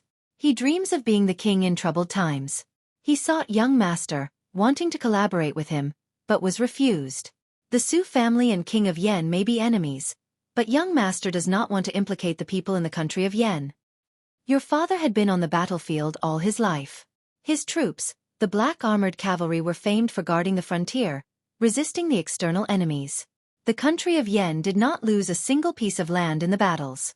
The general made a vow that he would protect the people of the country of Yen all his life, so that they would have a place to live, and be spared from the pains of wars. Young master would continue his father's mission, therefore he refused to join hands with Luo Tianwu. Speaking of this, Uncle Zhang had no wish to keep things from Su Zimo anymore. He continued to say, over the years, young master would always be on the road. He was in fact gathering the former black armored cavalry under the pretense of selling horses. He was training them while waiting for the opportunity to take revenge. How many people are there now? 5,000. Where can so many people hide? How can they hide from the spies of the countries of Yen and Qi? Su Zimo frowned. Uncle Zhang replied, "They have been hiding at a ghostly village near the country of Yen. A few decades ago, the entire village was devoured and wiped out by packs of wolves. Even fowls and dogs were not spared. There was not a soul to be seen. No one dared to live at the village. In the end, it turned out to be the best cover for them." Su Zimo thought before asking. Uncle Zhang used to hint that the enemies of the Su family are Qi refinement warriors. What do you mean by that? A few decades ago, there were many Qi refinement warriors in the capital city of the country of Yen. They guarded the king of Yen and therefore we had to keep postponing the plan of assassinating king of Yen. Young master waited patiently for a chance when the spies in the palace sent news a month ago that king of Yen was going hunting at the southern suburb. The black armored cavalry would only be most powerful in wide terrain. The Qi refinement warriors would die if they make the slightest mistake when sparring with them. Su Zimo nodded. Qi refinement warriors had weak bodies. They were no different from normal mortals. If armies went into battles, and there was a storm of arrows, a few Qi refinement warriors would not be able to change the outcome. They might even die. Uncle Zhang shook his head and let out a long sigh. Unfortunately, the assassination this time failed. There were not a few but dozens of Qi refinement warriors beside the King of Yan. There was even a cultivation clan as the King of Yan's support. Su Zimo was shocked to hear this. In the cultivation world, the clan leader had to at least reach the foundation establishment realm before he could establish a clan. Uncle Zhang continued. Young Master was worried that they would attract attention. Therefore, he only brought over thousands of black-armored cavalry with him, and they went into the city in small groups. But they were besieged by dozens of Qi refinement warriors at the southern suburbs. They suffered heavy losses and Young Master was heavily wounded, while only a few dozen black-armored cavalry survived out of the thousands of them. Song Qi came forward and whispered, "Second Young Master Su, I have an essence-nourishing pill. It is very common in the cultivation world. It can be used to stabilize the foundation and nourishing the essence. It should be useful to Young Master." "Thanks." Su Zimo nodded. Uncle Zhang said in disappointment, "It's easy to heal the body, but it's difficult to heal the heart. The failure this time was too big a blow to Young Master." Su Zimo frowned. Brother has strong willpower and determination. Why would he be defeated after one failure? Uncle Zhang smiled forlornly and sighed. Young Master knew that if there is a cultivation clan to support King of Yan, there will be no way for the Su family to take revenge. There is no grief so great as despair. I guess there is no way to change things. Young Master is awake. Right then Lu Yu walked out of the room with a grave expression on his face. There was a strong pungent smell of medicine upon reaching the door. Su Zimo turned and looked toward the bed. His brother, Su Hong, lay silently on the bed. His injuries were serious and his breathing was getting weaker. "Brother!" Su Xiaoning, who stayed vigil beside the bed, cried out loud, running into Su Zimo's embrace, bursting into tears. "Older brother is seriously injured. Second brother, can you think of a solution?" Su Zimo patted Su Xiaoning gently on the back, comforting her with soft whispers. He helped her to the side before he went to check on Su Hong. Su Hong's hair had turned white. He had just reached 30 years old, but he seemed aged. His face was gaunt and yellow and his lips were cracked. He stared blankly at the roof, as if he had lost his soul. His hair turned white overnight. Indeed, there was no grief so great as despair. Su Zimo's heart ached at the sight of his older brother. There were tears in his eyes. The Su family had been ensnared in a blood feud for years, and his brother had to seek justice for the family by himself. For the past 16 years, this man protected his younger brother and sister from harm, for fear that they would suffer any slightest grievances or be hurt. He remained tight-lipped, worried that they would be embroiled in it. This man bore the hatred and feud by himself for 16 years. He could not imagine the kind of life that he led over the years. Had he ever be able to have a good night's sleep in the past 16 years? How painful and torturous it must be for this man to be living in hatred all the time for 16 years. "Brother!" Su Zimo's lips quivered as he called for his brother. There was never a moment where this word sounded so depressing as when Su Zimo spoke of it. Su Hong turned his head slowly, resting his blank gaze on Su Zimo's face for a long while before there was finally some sparkle in his eyes. He moved his stiff lips, forcing a smile on his lips, as he spoke softly. "Zimo, you are back." Su Zimo knelt down on the floor, holding Su Hong's cold hands in his palms. He squeezed his lips tightly together, fighting back the tears in his eyes. "Zimo, I won't be able to make it." Su Hong sighed softly. Su Zimo lost control at his words. Tears trailed down his cheeks, wetting his sleeves. This was the first time that Su Zimo cried in the past 18 years. Su Hong tried to lift his arm to wipe the tears on Su Zimo's face. But his arm was too weak and it fell back onto the bed in midway. "Don't shed tears, don't shed tears." The men in the Su family only shed blood but not tears. Su Zimo lifted his sleeves to wipe his tears, nodding. "Zimo, after I die, leave with Xiaoning and the Su family. Go to a place as far away as possible," Su Hong said. Su Zimo lowered his head, keeping silent. He clenched his fists, his nails digging into his skin, blood oozing out of it. Su Zimo raised his head after a long while, looking calm. Brother, have a good rest. Don't think too much. There was something else that Su Zimo kept to himself. He would take revenge for the Su family.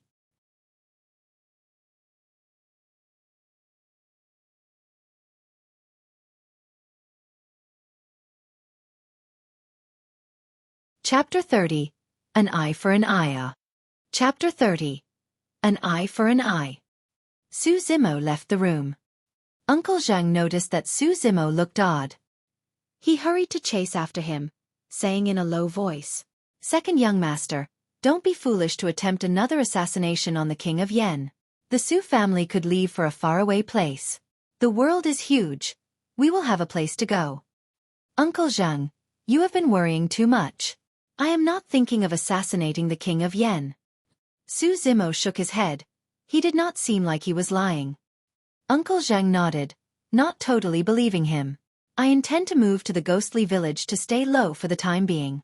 There are after all still 5,000 black-armored cavalry over there. It will be safer. Second young master, you should come with us. I have some matters to attend to. I will go to the ghostly village to look for you later. Su Zimo changed the topic, pointing to Song Qi at the side. This is Mr. Song Qi. He is here to protect the Su family. If there's anything, you can discuss with him. Uncle Zhang did not think too much into it. He thought that Song Qi was a friend from the pugilistic society that Su Zimo knew. Su Zimo turned to leave. He had reached the door of the mansion when Song Qi caught up with him. Young Master Su, are you thinking of going to the city where the King of Yen lives? Song Qi could vaguely sense the murderous intent of Su Zimo, therefore he asked of his intention. Su Zimo kept on walking and he remained silent. Song Qi caught up with him again, saying in a deep voice, Young Master Su, I know that you have the ability to kill Qi refinement warriors and you are very powerful in close proximity fights. However, that is only for one-to-one fight. You will not be able to reach the Qi refinement warriors when you are surrounded by the huge army. You won't have any chance. Even if you manage to kill King of Yen, will you be able to escape from the closely guarded city where the King of Yen lives in? There are the city army, the elite imperial army, the siege crossbows and various killing devices, as well as the attack by the Qi refinement warriors. There is no way for perfected Qi refinement warriors to assassinate the king of a country, let alone you. There is no chance of survival. All right. Su Zimo turned abruptly, his face gloomy. Song Qi was startled. Su Zimo was expressionless. Your mission is to protect the Su family. Don't worry about me. But... Song Qi was about to persuade him further but Su Zimo waved his hands to stop him. I will leave my brother in your hands. I hope that you will be able to nurse him back to health. As for his concern deep down inside of him, leave it to me. I will resolve it for him.